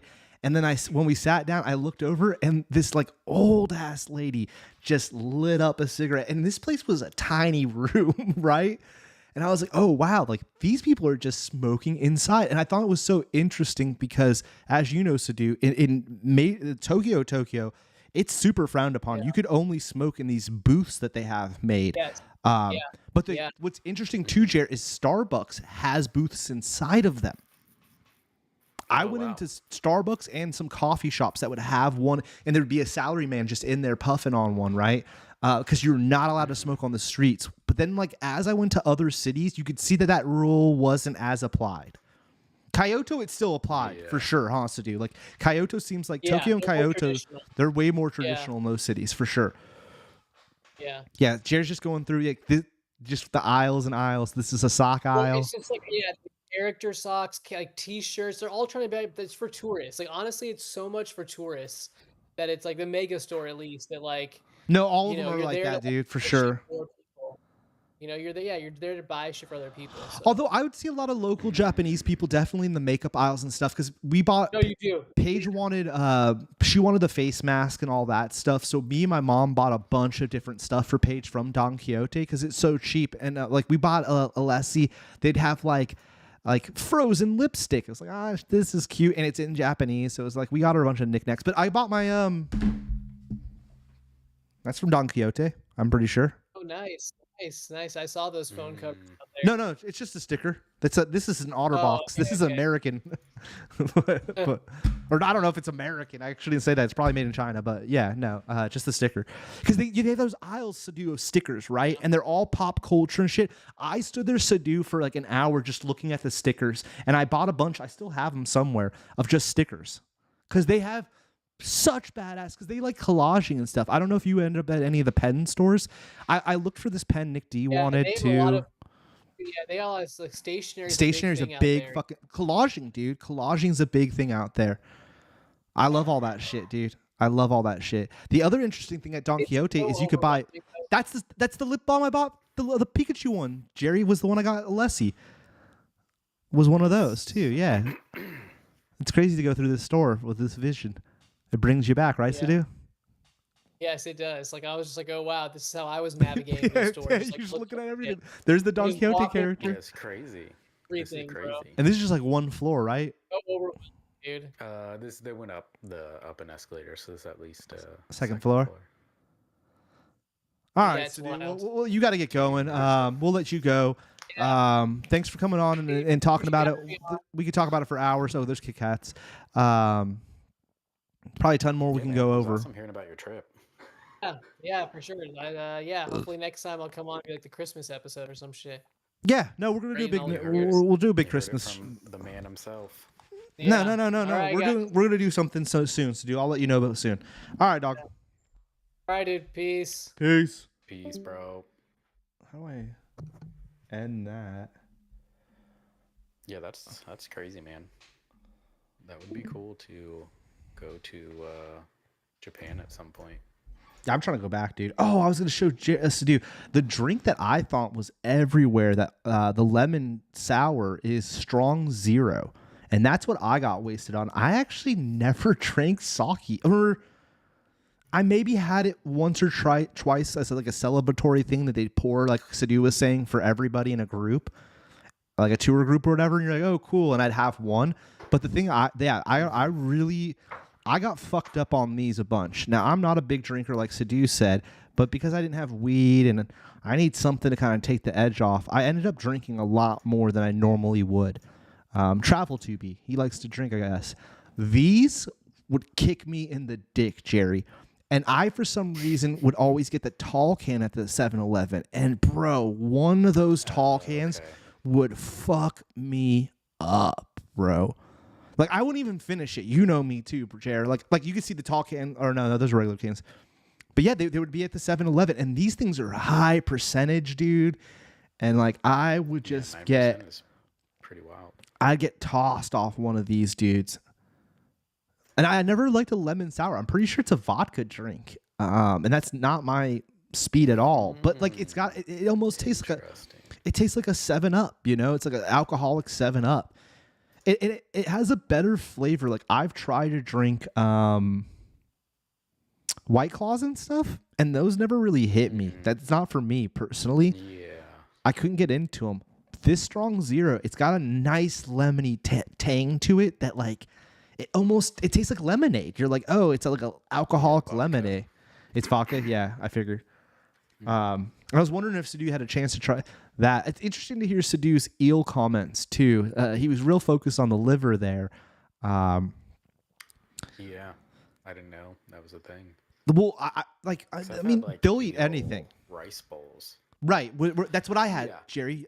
It was my first time ever having it, and it was amazing. It's good. I was mind really blown. Good. It's a lot. I don't know. It's not like. It's kind of like fish, but a little bit more meaty. Mm-hmm. Yeah. And they put that like it's not a Like the sauce they do teriyaki with it. sauce, but it's like Yeah, similarish to a exactly, yeah. teriyaki, a little sweeter, maybe. Yeah, whatever that sauce is, Yeah. is good. Yeah, it was bomb, bro. Unagi. Unagi. And then the other one I wanted to ask to do and was sea urchin, because I had never really fucked with sea urchin until I went out to Japan. And I asked to do before today's show, and he said that he thought he had it with sushi, but he wasn't too sure. I had it with sushi with one of those like chef like sampler plates where they bring out like what the best stuff of the day is, and it looks like caviar. You know what I mean? Yeah, I've had it once. It was very salty. It's very oceany. It's the best way I can describe it. It's got a very oceany taste. I do like that. It's similar to an oyster in a way. I enjoy the fuck out of that, right? And I kind of fell in love with the sea urchin out there. The sea urchin and the eel were my big two takeaways. We're literally just them as a whole. You like the red? Yeah, it's that stripe thing right there. That's a good image of it. Yup. Yeah. It was. Yeah, again, very oceany, and very soft. My description was bad. Very soft. I'm thinking of the orange little dots, but no, yeah, this is it. Yeah, I loved it. But here's the thing, Jared. I had it quite a few times while I was out there, and there was definitely a quality control. I'll say that. Higher end places clearly had the higher end, and it felt more put together. Other places got a little slimy and a little grosser, like it's kind of falling apart as you're picking it up. You know what I mean? And you're like, okay. So I started to learn that as well. Yeah. It's a very sea tasting though. Like if you don't like oysters, there's no way in fuck you're gonna want to eat the sea urchin. But I got down on that. So, I imagine that was a factor. It didn't look like that, but it definitely didn't look like these either. That one that you said didn't look like that. That's kind of what I'm saying by the bad ones. You'd see them and they look a little sort of slimy looking and stuff. You're like, oh, okay. And it's like more small pieces versus like a big chunky piece. Like that or this one. I had it where they were. I told Sadu this at that fish market Sadu mentioned. I was buying it where they were lacing it on top of a shelled oyster. A raw shell oyster, and then they would lay a sea urchin on top of it, and that's all they were selling, and it was like 100 yen or whatever, right? And bro, I went back like 3 or 4 times, Jerry. I just I had one, shot it. I was like, oh man, that was amazing. And I went right back, got another one, and then I still wasn't satisfied. Yeah, I got that. I literally, with a little bit of the caviar on it, I literally had that. That is exactly what I'm talking about. That, my friend, is the 2B special. Nice. Dude, I think I'd thrive in Japan. As far as food goes, dude, I would thrive in Japan. We should ask him about the chopsticks. How that was. He said he managed. I asked. That was the first thing I asked him the other day. Oh, the thing I wanted to ask him is how Rambo was doing with him traveling and all that. I fucking forgot to ask him that again. I feel like a dick. We should have asked him that.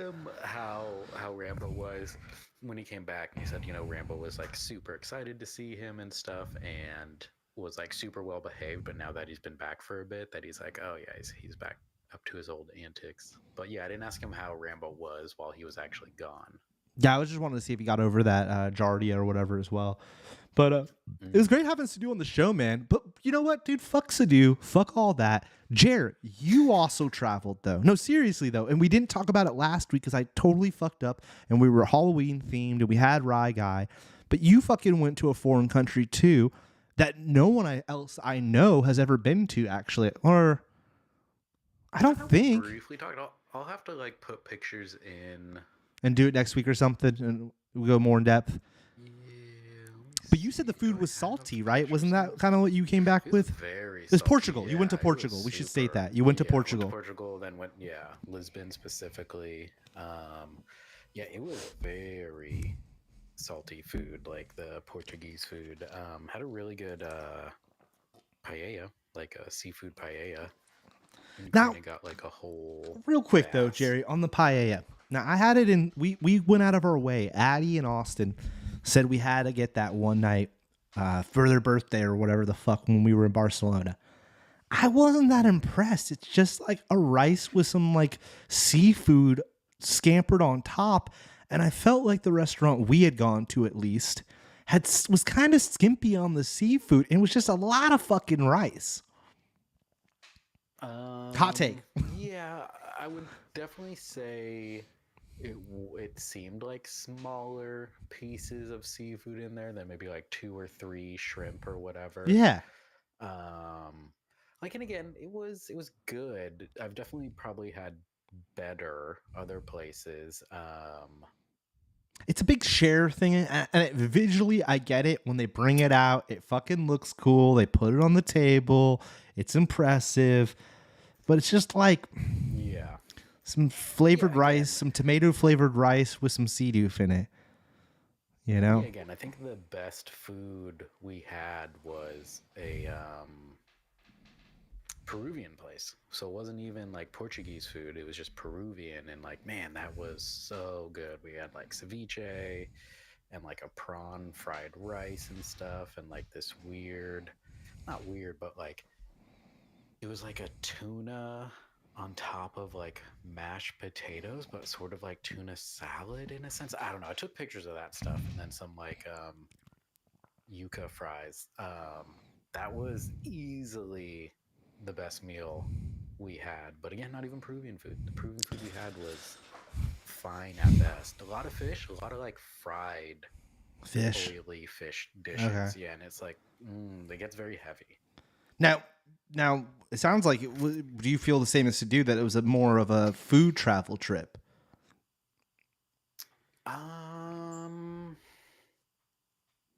You got sick too. We should mention Jerry got sick while he was out there, so he didn't get to do as much exploring as he wanted.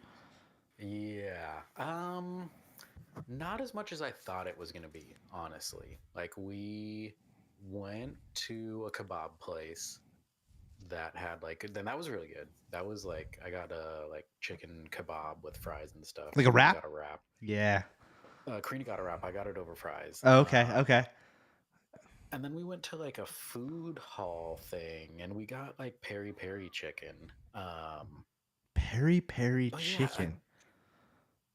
Yeah. Is that a local dish or? So like, I don't know where it's from.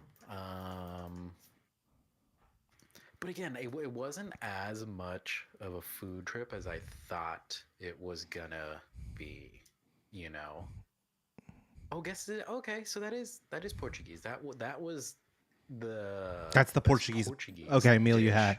We had. Interesting. Was the peri peri chicken? Peruvian yeah. food's like that restaurant by your old apartment, right? That awesome restaurant by your apartment.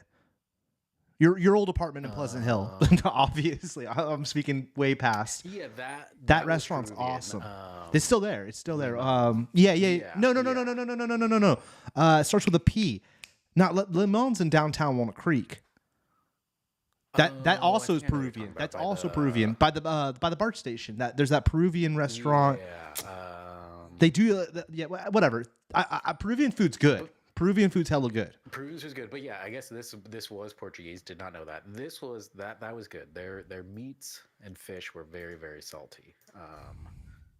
Did you do any like Sadu? I forgot to fucking ask him about museums, or he didn't have too much about shrines either. But anyways, did you do museums or anything at all? No, we did like the day trip to Sinatra, and we looked at like 2 castles that were, and they like told us about the history about like the king and prince that made them and stuff. So we did that. That was our like history thing, and I wanted to do like a nighttime ghost tour, but that was when I got sick, and it was just like, dude, there's no way I'm gonna be able to walk around for like 2 or 3 hours. But I really want to do that. I wanted to do a night walking tour. That was, ghosts like, and down by stuff. the water and stuff. Yeah, that would have been really cool.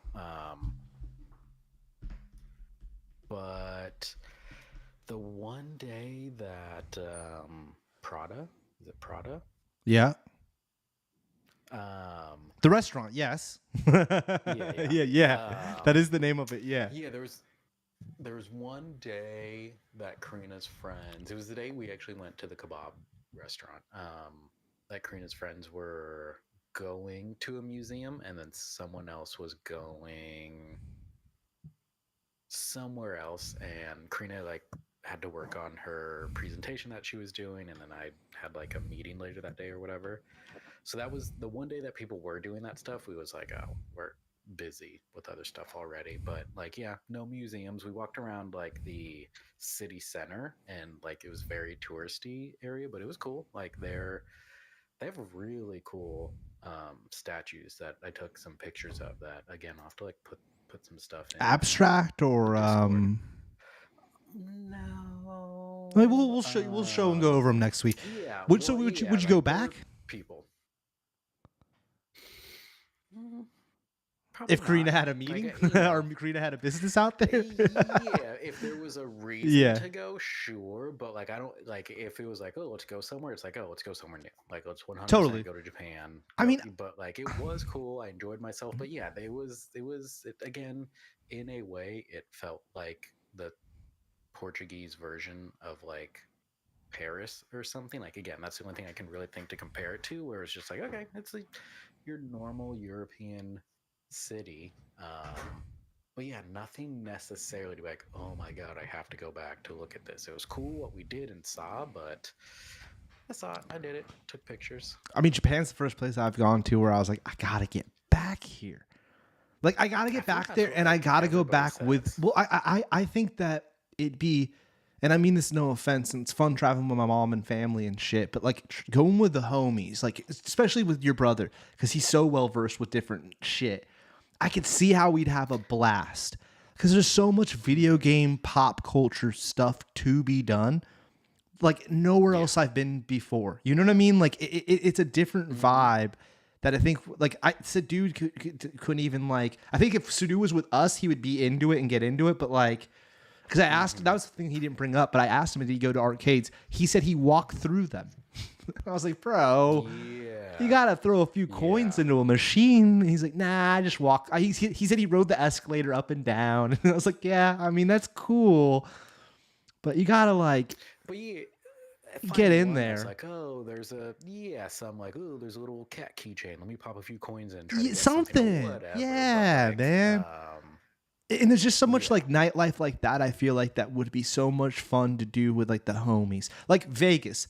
I never really loved Vegas that much. The last time we went when we were 18, funny enough, because both stories have to do with you, Jerry. We went when we were 18. We ended up in the hotel room for a majority of the time because we couldn't drink or do anything. So we just like drank in the hotel room because we had, you know, Nick D get us beers or whatever. But then we couldn't go out because we were 18. So it was like, this is, or 19 or whatever it was. It was like hell late. But then we went back for, I guess, kind of like impromptu bachelor party / ladies party, whatever that's called, with Karina and friends and Nick D and BK. And dude, that was awesome. Being with homies. We went out and got burgers that one night late, had drinks in the Greek place. And I don't like to drink at bars, but the vibes were cool. We were chilling. I felt like we were high rollers, but we weren't, you know? Like, and like playing the $100 boys. roulette. Like when we had the roulette just to ourselves, we had the roulette table to just ourselves, that was super fun. $100 boys. Until like 4 a.m. that night. Like that was a lot of fun of just like walking around. Then we went outside, smoked the joint and stuff. Yeah. Like Totally. It makes a difference of who you do go with on these trips in that sense, because like you said, like homies and whatnot are more willing to like, oh, let's stay out late and just like get into some little shenanigans and stuff. And Japan has the vibe. Japan has the vibe to where like we can get into some fun mischief and shit out there. Not like crazy. We're not that kind of people, but it'd be fun, man. It'd be fun. Again, just walking around and seeing other people do crazy shit or whatever. Like Australia, dude. That Like would be fun. it's like, oh yeah, like can I recommend it? Like, yeah, if you want to go fucking chill on the best beaches in the world and shit, and like if we all went down there, like, yeah, we could chill at the best beaches in the world and stuff, and Addy be psyched because he could surf and stuff. But like, other than that, like, I don't know, like, I like for me, it's always been family and like going to the beach is all really I can mention, and like, oh, we could go to a cricket game, I guess, if we go during their summer or winter, you know. If you go in the other time, I guess it'd be rugby. I've never been there. But like, there's not much, like, in my opinion, like, I don't know. And same with Europe. Like, Europe for me, Italy and shit. I don't know how you felt. It's like all museum based and seeing the sights. Like, the food too is great. But I didn't do any like nightlife hanging out because there's not like, it'd probably be clubs and stuff. It's not going to be arcades and weirdo shit. You know what I mean? Yeah. It's just different. I think, like you said, with Japan specifically, it is a lot more pop culture based in that sense. And Nightlife. like you said, you go to the one Don Quixote store and there's a roller coaster on it or whatever that it's like, whoa. Also, that Don Like you Quixote said, store. I wouldn't ride it. Yeah, no, I wouldn't ride it. Don Quixote is one of the only stores I think that was open maybe till midnight. So it was always open, I think, past 10. So that would be another place I'd end up wasting some time later at night because I'm like, okay, well, this place is still fucking open. Because Sadu's right. Everything would close at 10, which also that kind of worked out because it forced me to go back to my hotel and get up for the morning, which probably maybe was for the best, to be honest. But like Sadu said, I would walk around until like things are closing, and then you're like, all right, like it's getting a little too eerie. Even though I never, and I wish I got to ask to do this, I never once didn't feel safe.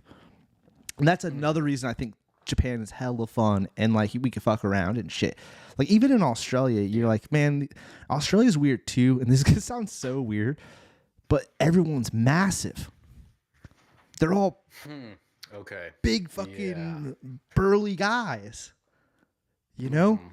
Like we'd go to the bars with my cousin. I feel like a little guy looking up. You know what I mean? You're like, what is going on? And they're like itching to beat each other up or something. It always felt like, I don't know. Versus like Japan, I never had that vibe. I did see a guy yelling at another guy on the street, and it seemed like it was getting physical, but like it didn't escalate the way like something in the States does. You know what I mean? Like it just you see two dudes arguing in Vegas, it's kind of like, let's not get too close. Yeah, nowadays it's like, let's get the fuck out of here before one of them pulls a gun. Let's be honest. You know, it has that vibe nowadays. It's like, let's get out of here. Never felt that way once at all. There was only one time when I felt like these guys were following me. Maybe I was a tourist, but I also think that I had my earbuds in and I was in my own head listening to music, and they were not following me at all. Yeah. It was just in my own head. You know what I mean? Yeah, I'm just like, wait, are these guys behind me? And it's like, no, they're just happen to be walking in the same direction. Yeah. I would say I felt, I never felt uncomfortable when we were out at night in Lisbon. Because again, there was a lot of tourists, things were open late. Everybody was just out having a good time, that it was like taking a side street to get back to the hotel or get back to the main street. It was like, no, I feel fine doing this. Like, never felt uncomfortable. A lot of people offering you drugs on the street. Never. Like, hey, never had any of that in Japan. That's crazy. Yeah, no. Yeah. But I feel like that happened to me in Italy too. Maybe that's like a European thing. Yeah, just openly like, oh, you want some Coke? And it's like, no, I'm good, thank you, though. That was interesting because that was the first time I've ever like had that happen of people just openly offering Coke and stuff. Why is it still sharing that on the thing? Hold on one second, Chair. She's gone away.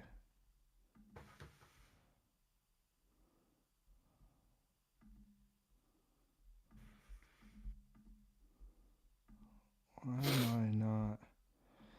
Oh my god. Some reason that's not going away. What?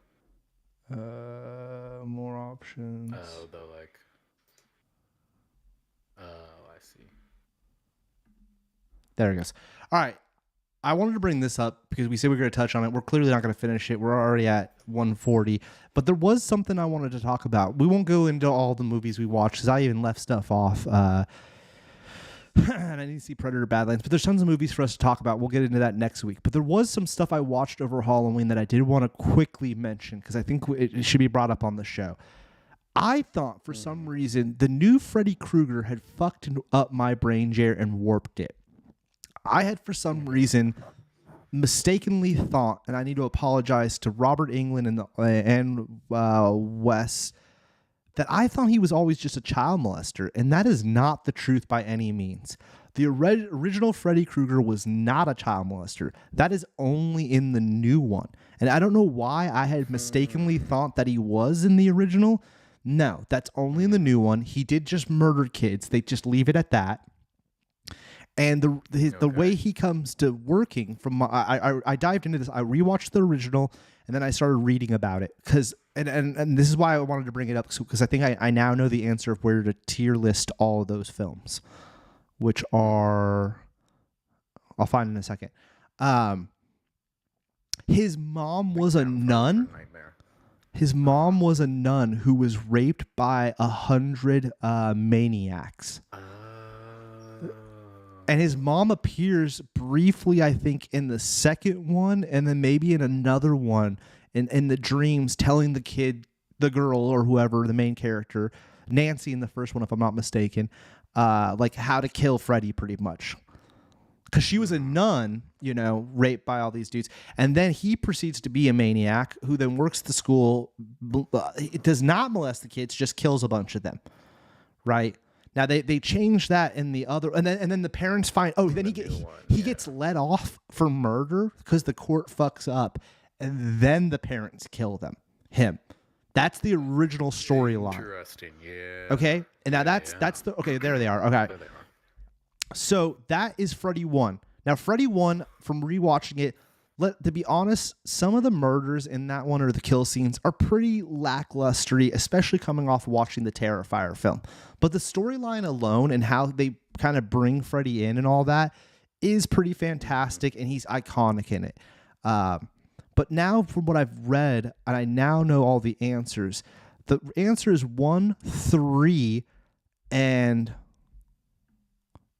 New Nightmare are the good ones. The rest of them are pretty trash, and I didn't even need to rewatch them. I have watched them all. I own the box set of the Robert Englund box set, but I needed to read and remember how it all works.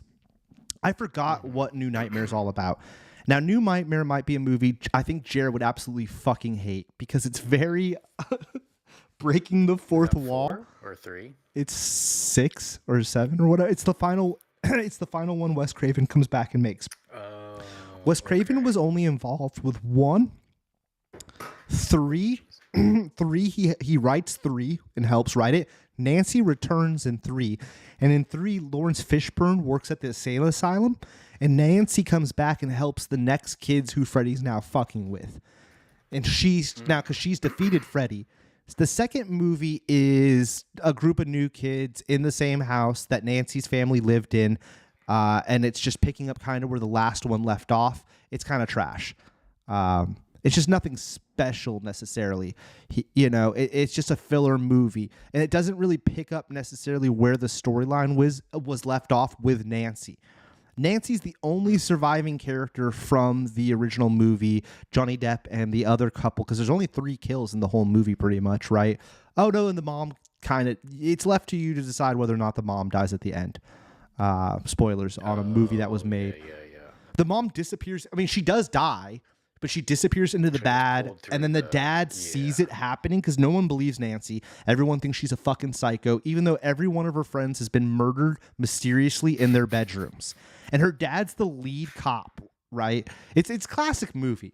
And the girl, Nancy, does a fantastic job playing it. She comes back in the third one with Lawrence Fishburne, works at the insane asylum. They put all the kids into the insane asylum. There's only a few kids left in Elm Street or in the town because all the other kids have literally killed themselves. That's the storyline, I think, of the third one. The second one is, the kids get killed again by them. The third one's that. Then Nancy and Wes Craven, the character Nancy and Wes Craven, leave the franchise again. It goes down. I think the fourth movie is whatever's left over of the kids from the last one. All are murdered in that one. So he finishes them. He pretty much finishes off whatever's left in the fourth film. I don't remember what the fifth film is. I think it's like some new people in a fucking house. Who gives a shit? Well, really what it gets interesting again, in my opinion, that's actually the third one. I don't even know where the second one is. Yeah, that's one with Nancy on the cover. And that's, Dream. That's the good one. Okay, so those are the 2 really good ones. And then my opinion would be, and I want to rewatch this because when I read about it, I was like, oh yeah, it's Robert Englund playing himself. Wes Craven plays himself. And the actress, I forget her name, that played Nancy, plays herself. And the storyline is that Freddy Krueger got so popular after that film was made that everybody's like aura or whatever makes him real. And he actually becomes real. And he's trying to break out from the dream world and kill, obviously, Robert Englund or whatever, and Wes Craven. And he goes after the three of them. It's very meta. And it's that's very New Nightmare. That's the final movie they made, New Nightmare. What it's called, Wes Craven's New Nightmare, and he stars in it. He himself, Wes Craven. I do not recall all of this. I own it, and I was like, wow, I forgot all about this. And this is the final movie that Robert Englund does. Other than he makes one final appearance, obviously, Freddy vs. Jason. That's the last movie Robert Englund actually did as Freddy Krueger, was Freddy vs. Jason. He on record said, and because I read all of this after I got into it, that he thought that the studio fucked up, and instead of rebooting it, he was ready to do Freddy vs. Jason 2. But the fact that they rebooted it, he was like that. He hung up the clause, what he said. And he on record, if you find the article or whatever, he had said that he thought at that time they should have quickly had made Freddy vs. Jason 2 instead of trying to reboot it. And he's not wrong. That reboot is horrible. It's one of the worst reboots of any of the horror franchises. The fact that they made him into a child molester only in that one too, and now that I realize it, it's like, why would you even do that? Like, he's an iconic horror character and you made him into a full-blown creepazoid. Yeah. He was already a creepazoid. He murders kids. Let's not write that off. Yeah, to change it into he molests all of them. Yeah, it's weird. Cause weren't they gonna do, if they did a sequel for Freddy vs. Jason, wasn't that gonna be the like Freddy vs. Jason versus Ash? The comic, yeah, that was always the rumor, yes. But the comic Freddy vs. Jason versus Ash is almost identical to how that movie plays out. Just all of Ash's stuff is gone.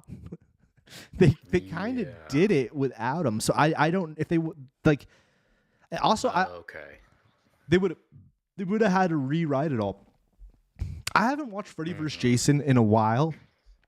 It's a fun watch, but it's not a good movie. The ending scene where the two of them are trying to kill each other on that bridge, because what it is, Jerry, if I'm not mistaken, you know, Freddy's getting Jason to kill the girls and the kids for him. It would have been Ash. Yeah. Freddy's supposed to be trying to get Jason to kill Ash. And then at the end, they all end up fighting because Jason realizes that, you know, Freddy's just in his mind, or Ash explains it to him or whatever, which is the same thing that the characters end up doing in the movie. So Ash just filled that void that they filled in with like 4 or 5 characters. It also gave them more people to murder, because in the comic, it's just them fighting each other the whole time, versus in the movie, you want more random death, right? Yeah. I got to rewatch these. I wanted to watch more of the motherfucking Freddy Kruegers, but then the World Series kept going on and on and on. And every night, the games were way longer that I couldn't even get a chance to watch movies, which is my own fault. But it was some. I kind of want to rewatch these now, the Freddy's. I would recommend, and what I'm going to do is I'm going to watch 3 next, and then I'm going to watch New Nightmare. So I'm going to watch the Wes Craven Freddy's. I'm going to skip all of the middle junker ones from what I've read online. Now, I did read that Freddy's Dead or Freddy 5 has some of the best kill scenes, but the storyline's whatever, I guess. It might be Freddy's Dead has some of the best kill scenes. One of them had rated the best kill scenes, or some of them. But everything I've read is like the storyline of Nancy, who everyone remembers from the Freddy movies. She's in 1, 3, and then she comes back for New Nightmare. Is it kind of like how some people, is that like a single timeline, or are they counting like 2 and 4 and like, no, that all happened, but these characters are now just back? I don't know what they explain in New Nightmare, because New Nightmare, I mean, Wes Craven I think he gets writer's credit for the character Freddy no matter what, right? But he only wrote on 1, 3, and whatever New Nightmare is. Okay. So I don't know. It's the same thing like with Scream. Like Wes Craven wrote up to 4, or he worked on up to 4. Everything after that is kind of, I mean, I'm not saying it doesn't count, but it's not him. You know what I mean? He's dead. Yeah, I don't know. Like, different vibe. yeah, and I feel like they try to recapture it, especially even with that. It's the same thing with Halloween. Like, isn't it one? Isn't it one in what? I forget how Halloween. 1 and 2 are the same day, right? 2 picks up the next morning, but 2 isn't written by John Carpenter. He only gets I thought it was character rights, or does he do 1 and 2? Is it 1 and 2 is the only ones that are? Look it up real quick. Because 2 is definitely like, she arrives at the hospital and he pops up, like you said, like the next morning or whatever, and it all takes place in the hospital. Like they don't even get out. Right. Yeah, aren't they like back to back? Yeah, that's at least as far as I remember. All right, John Carpenter. But the way that they retcon those or whatever, redo those and pick up from certain points, you're totally right, because there's like ones that pick up from a different point, and then I think when Danny McBride started over, he only goes from 1. He skips all of them. Yeah. After 1. So he did do 2. So he did 1 and 2. Oh, he did. But when you look up composing for music, he gets the rights on all of them because he made the song. I forgot that he made the fucking song. Yeah, he made the. And then all the other ones, he just gets characters written, but no, were written by him. Oh, but he only directed 1. Yeah, so I guess Weird. But he wrote the first 2. He wrote the first 2. And it says uncredited for number 3. But 3 has nothing to do with anything. Literally, 3 literally has nothing to do with anything. Yeah, I guess there's a part with the mask. I heard, or I don't know, I didn't hear this. I saw this on the internet, that one of the ideas, maybe Jamie Lee Curtis recently did this in an interview, that one of the ideas for the last Halloween movie that they made recently was that it was going to show a conveyor belt with all the masks on them, which would be, I guess, a reference to Scream 3 or Halloween 3, the witches, whatever. Because I swear they do something similar in that movie. I own that movie too. I think I've never seen it. I think I own 1, 2, and 3. I don't own any of the rest of them. I don't own HBO or any of those 4, 5, 6. Halloween Resurrection, which is trash. Halloween Resurrection has to be the worst one in my opinion. HTO's bad, but Halloween Resurrection, that's like the one where they're filming a reality television show. Yeah. That one's really bad. And then I really liked. 3 is the only one I haven't seen.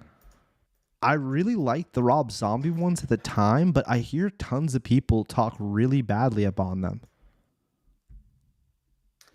I don't know. At least, because same here. I liked them when they came out, except for the second one. The second one was not as good as the first one. No, the second one, Did not no. like the whole, he's talking to his mom the whole time or whatever. Wasn't it also where he's in the thing underneath on fire? Yeah, that dude, whenever he throws in the wife too heavily.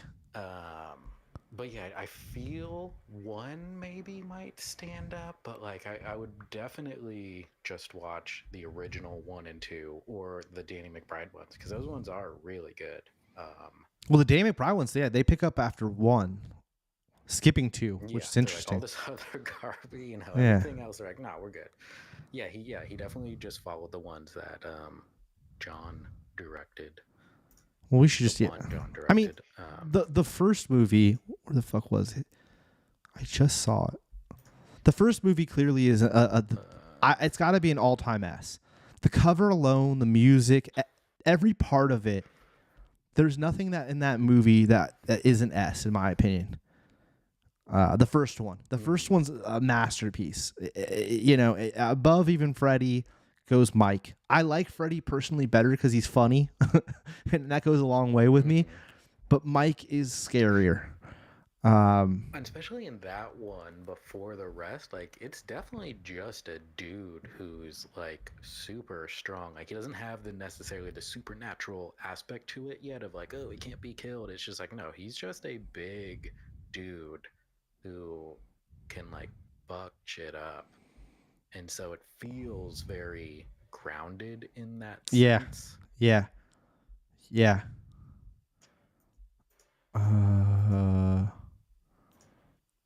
Well, you haven't seen 3. I don't know what to say about, because 3 takes you for such a loop because you've watched Halloween 1 and 2. You're going into the movie theater or whatever, and you're expecting to see something similar. And then it's nothing you ever thought you were going to see. So for that, I kind of like it. And you know, I do think, because we've talked about it a bit at this point of like the mask and blah blah blah, where it seems like the masks that the kids put on make them, you know, weird stuff happens after they put the mask on. And so like I'm kind of curious for that reason of like, oh, are we gonna get that vibe of like, oh, it's Halloween and people are putting on these masks and they're now not themselves anymore? That I do want to watch 3 now. I feel I've avoided it with the whole like it has nothing to do with Mike Myers and blah blah blah blah blah. But now after we've talked so much about these series, that it's kind of like, it's well, also it's one of those like 4 mini stories in one movie. What do you call that? Anthology? the anthology, and then somewhere they all like add up or something at some point. Dude, it's been a minute, Jer. I have to rewatch it. It's been a hot minute. All right, so what are we gonna let's Rob Zombie 1 and 2. So Rob Zombie 1, are we gonna put that's at least an A, right? Yeah, I'll say the first one he did a good job of like recapturing it, and then I'd probably I'd put the other one at like C. C, yeah, I figured. You know, the one thing I'll say about the Rob Zombie 2 is that like the Halloween franchise had so many horror, like not so many. It had like 3 maybe bad ones in a row that considered bad, like Resurrection or whatever, horrible. Fucking, or no, we said C. We'll put it at the top of C, up next to Aliens. Actually, Aliens 3 will go above it, but that like an H2O was not good. I don't remember this one, the 5th one, The Curse of Michael Myers. I don't remember that one. I feel like I have that one confused. Oh no, that's the with, 6th the too. little girl. That's the 6th one. The 5th one is called Halloween 5. I don't remember 3 or 5 or 6, I guess. All 3 of those are forgettable. Yeah. Because what, 4 is the one that has like the girl in it that he has like. No, that's 5. And that's wearing wearing the costume that he wore when he was a kid. Clown costume. Yeah, that's 5 because you could see it in the knife. Whoa, Paul Rudd is in Curse of Michael Myers. Really? I need to get the Mike Myers box set. I wonder if they have that. They must. Yeah, I would definitely think at this point. Yeah, wow. Curse of Mike Myers. None of this looks familiar. I don't know if I've seen Curse of Mike Myers. I can't recall 4, 5, 6. I can think of H2O. H2O was with LL Cool J. They're running around that like campus or whatever. There's somebody's in college. She pulls up to help them. But 4, 5, and 6 are very forgotten, in my opinion. Yeah. Oh, that's 2. Okay. And these are going down here too. There's no way these were good.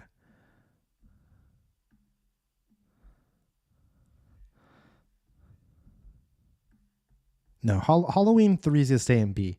Because it's just so fucking weird. I give it props. The other Halloweens are going in C.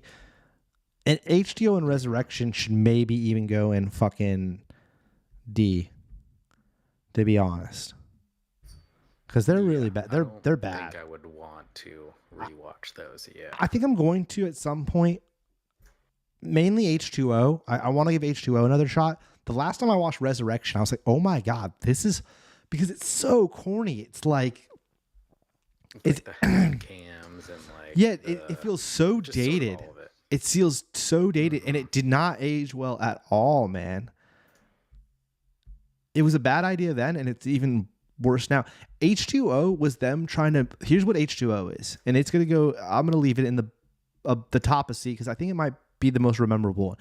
H2O, Jer, let's be honest, was them trying to make it into a Scream franchise. They try to like Screamify fucking Halloween, and that's what H2O is. H2O is fucking Screamify. It's 20 years later. It's like, who's in the mask kind of thing. It's like, no one. It's the same guy.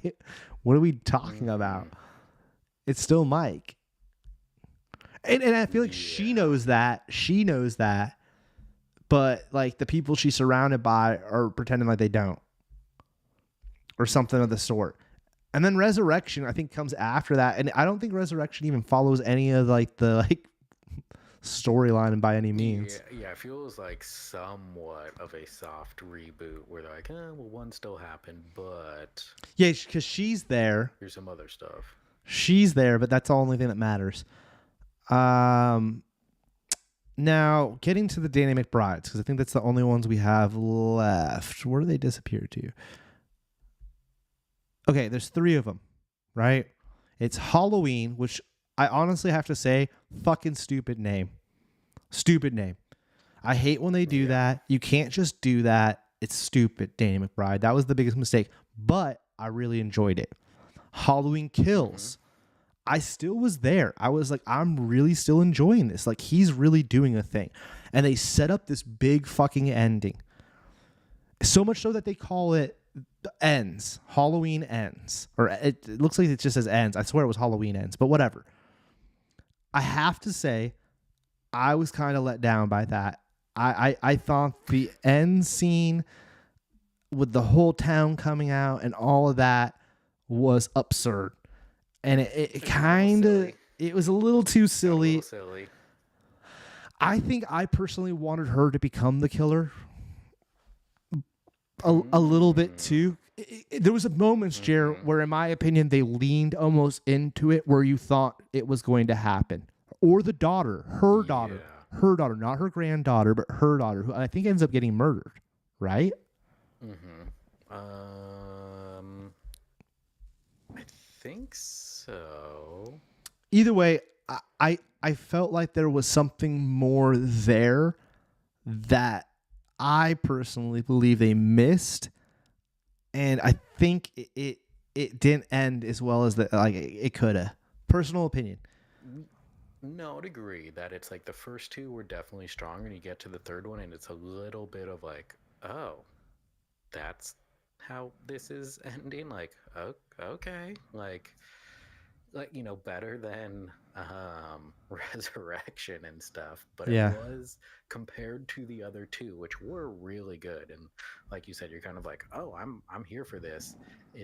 That was definitely the weakest of the 3, but I like that he got to complete his vision on it.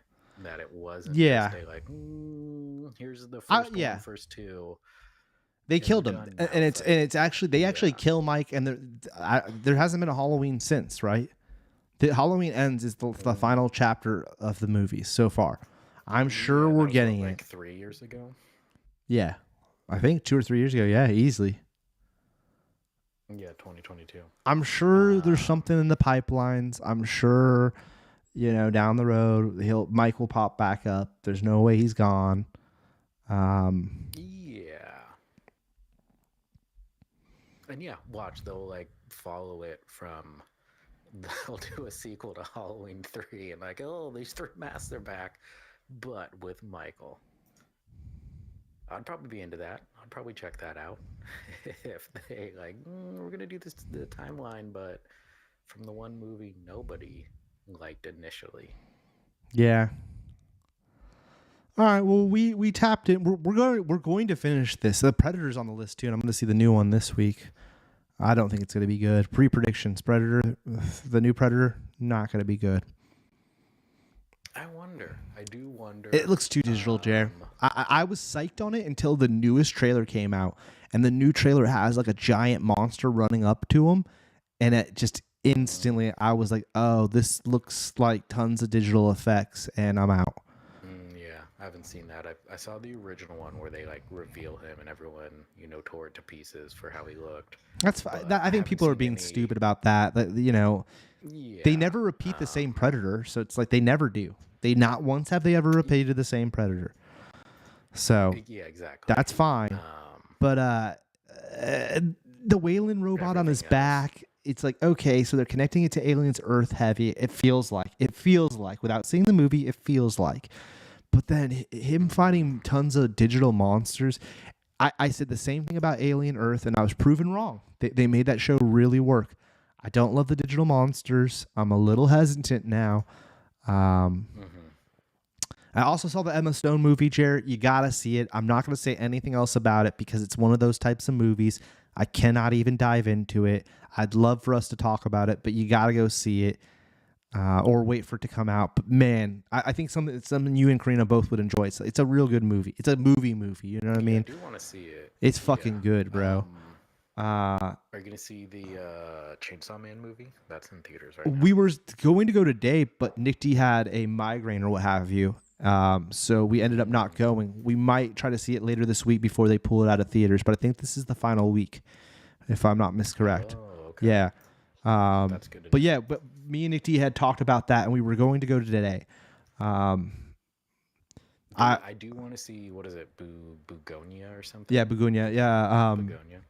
And then next week, real quick plug. I don't know why I don't work for any of these movie theaters or companies.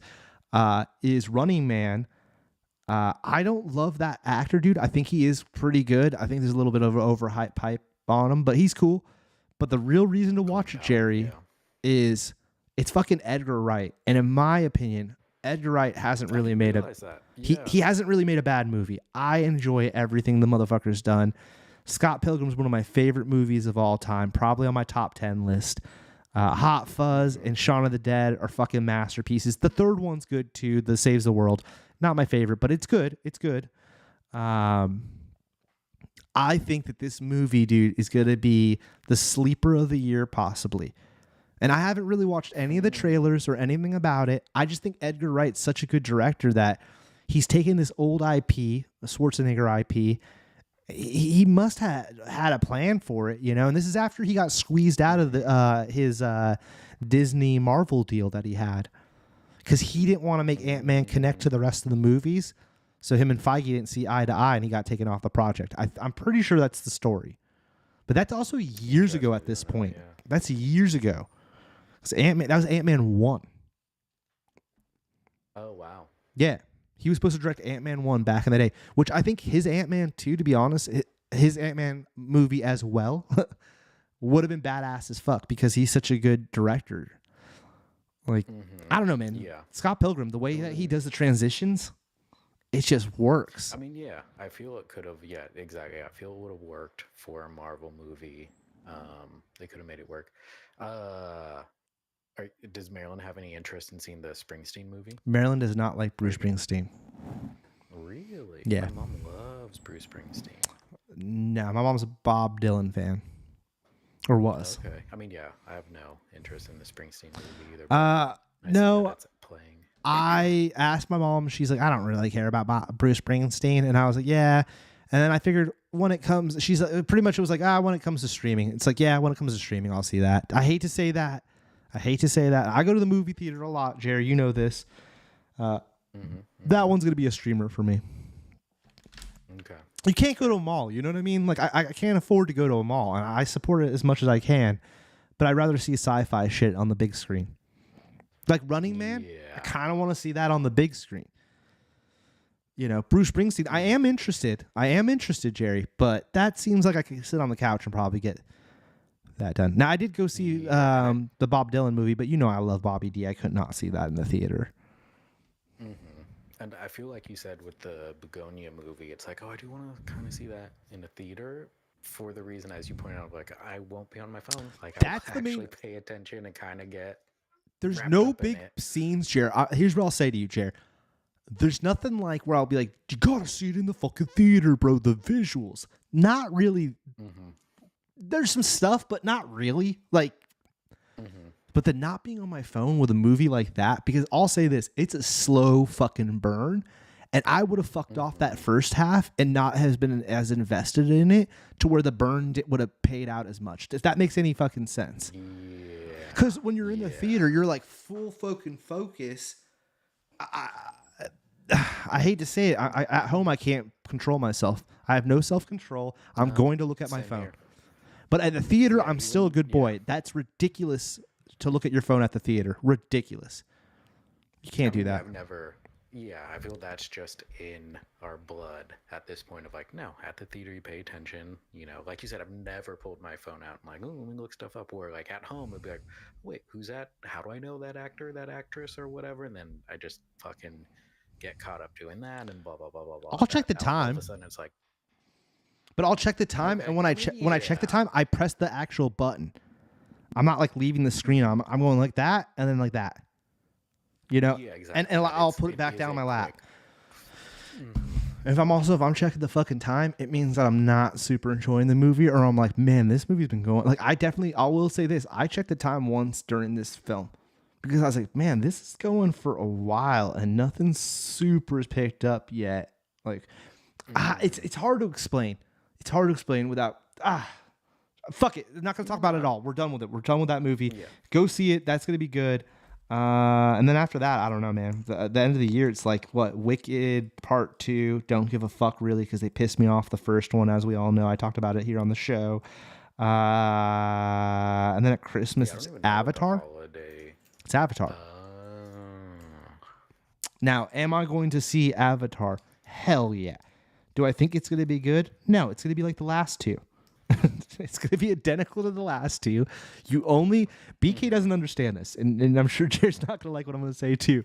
You only watch Avatar at the theater. It's a theater-only movie. You don't watch Avatar at home because that ruins Avatar if you watch it at home. It's only cool when at theaters. And for Jared, unfortunately, it's only cool in 3D. It does add to it. I only saw the first one in 3D, and then it took so long for the second one to come out. Yeah, it that took I was like, I years. don't care. And now then it's finally like now- we're getting them every year now. Like next year we'll get another one. Like we're getting them from here on out. And for whatever reason, the whole like, oh, he filmed multiple movies at once. Yeah. I don't know why that bothers me, but it's just like the whole like, oh, he filmed 10 hours and he's just now making it 3 separate movies. I don't know why it's like. It is weird. It is weird. Because think about it too. Like those actors are all done with their shooting on it. Like he shot all Yeah. of it. Now he's just editing and Yeah, doing it's just stuff. exactly. Making it Yeah, into some because he's got to linear add all the story, and it's effects like, and stuff. He's got all the effects and stuff. Yeah. So it was like it's a time crunch thing where it makes more sense for him to shoot all the footage so that they can start laying over. I get it, but I'm also like it is bizarre, Jared. The thing is to me is like, when is he gonna wrap this up? And is he too old to make another good movie, or like, what are we doing here, James? Like, is it game over? Because think about it. Like when the first Avatar dropped. What had he done before? After? Whatever. Let's see. We can talk about this later. But it is interesting. The James Cam. Yeah, exactly. He does a really good job with his effects. I will. But give the him that of, dialogue's like, so bad. The storyline and stuff is so ridiculous. You're there for the visuals. You're there. If you're there, like BK gets upset with me saying this. I don't know if Beeks is still here, but if you're there, it's an all visual movie. I'm not there to listen to the weird whatever going on. I don't even know what the last one was about. I saw it, but it looked fucking cool. And there's cool like scenes. My only thing with it, Jer, is that they're fucking long, bro. Like it's like a 3-hour fucking experience. It's like, dog, make 2 of them a year or something. Because I only want to go to the theater. His big movie. He did smaller movies that I hadn't heard of, but his big movie before Avatar was Titanic. It's that big of a gap? Like, yeah, he did a TV short. He did 1 episode of a TV series. He did a TV movie, like the exploring the, I think, when Because he wanted to make his he'd been working on his own movie franchise. He wanted his own Star Wars or something of the sort, and he thought the Avatar And was then going to be there's- his ticket to the big show. And I don't think it is. And my reasoning for There's two saying things were what? about goddamn him doing the Titanic stuff. It's Ghosts of the Abyss. Yeah. It's him again doing the deep sea stuff to explore it, and then Aliens of the Deep, which I didn't hear is an actual. Nope. Teams up with NASA scientists to explore. Yeah, they're like kind of documentary-ish Yeah. things at that point. And then he does Avatar. So he did Titanic, bunch of bullshit in the middle, Avatar.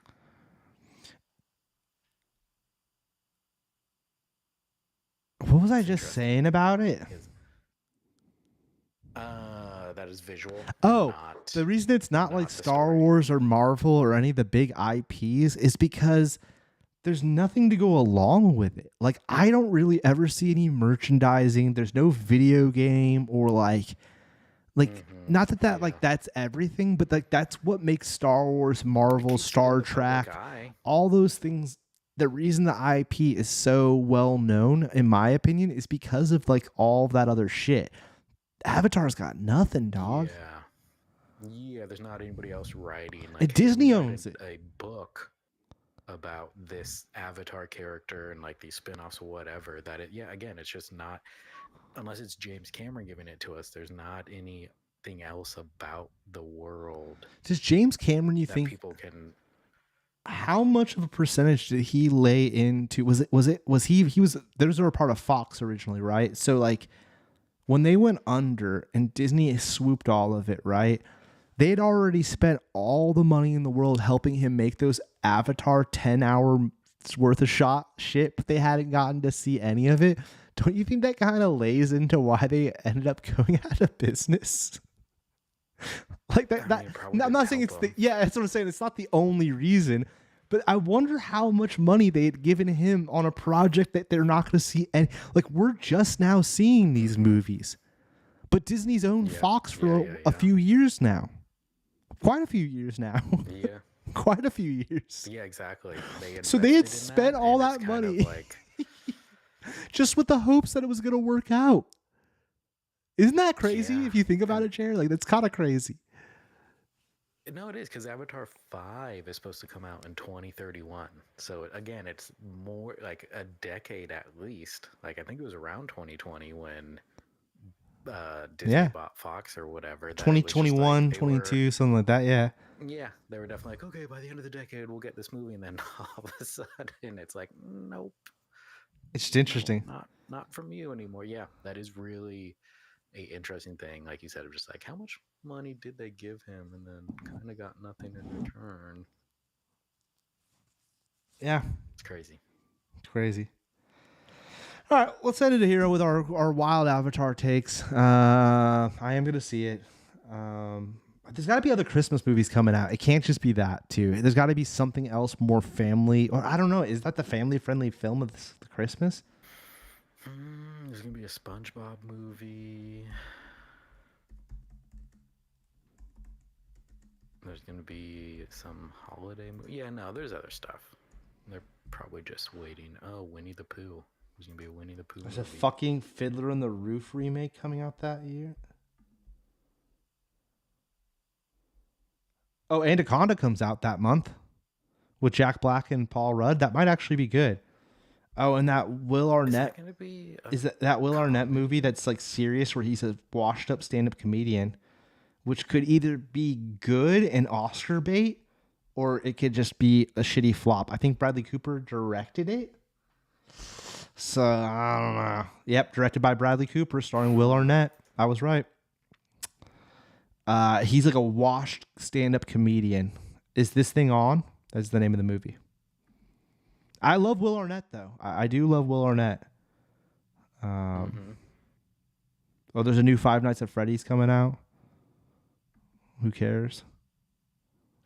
Yeah, weirdly, Lone Samurai. Not a lot of like Troll 2. holiday themed.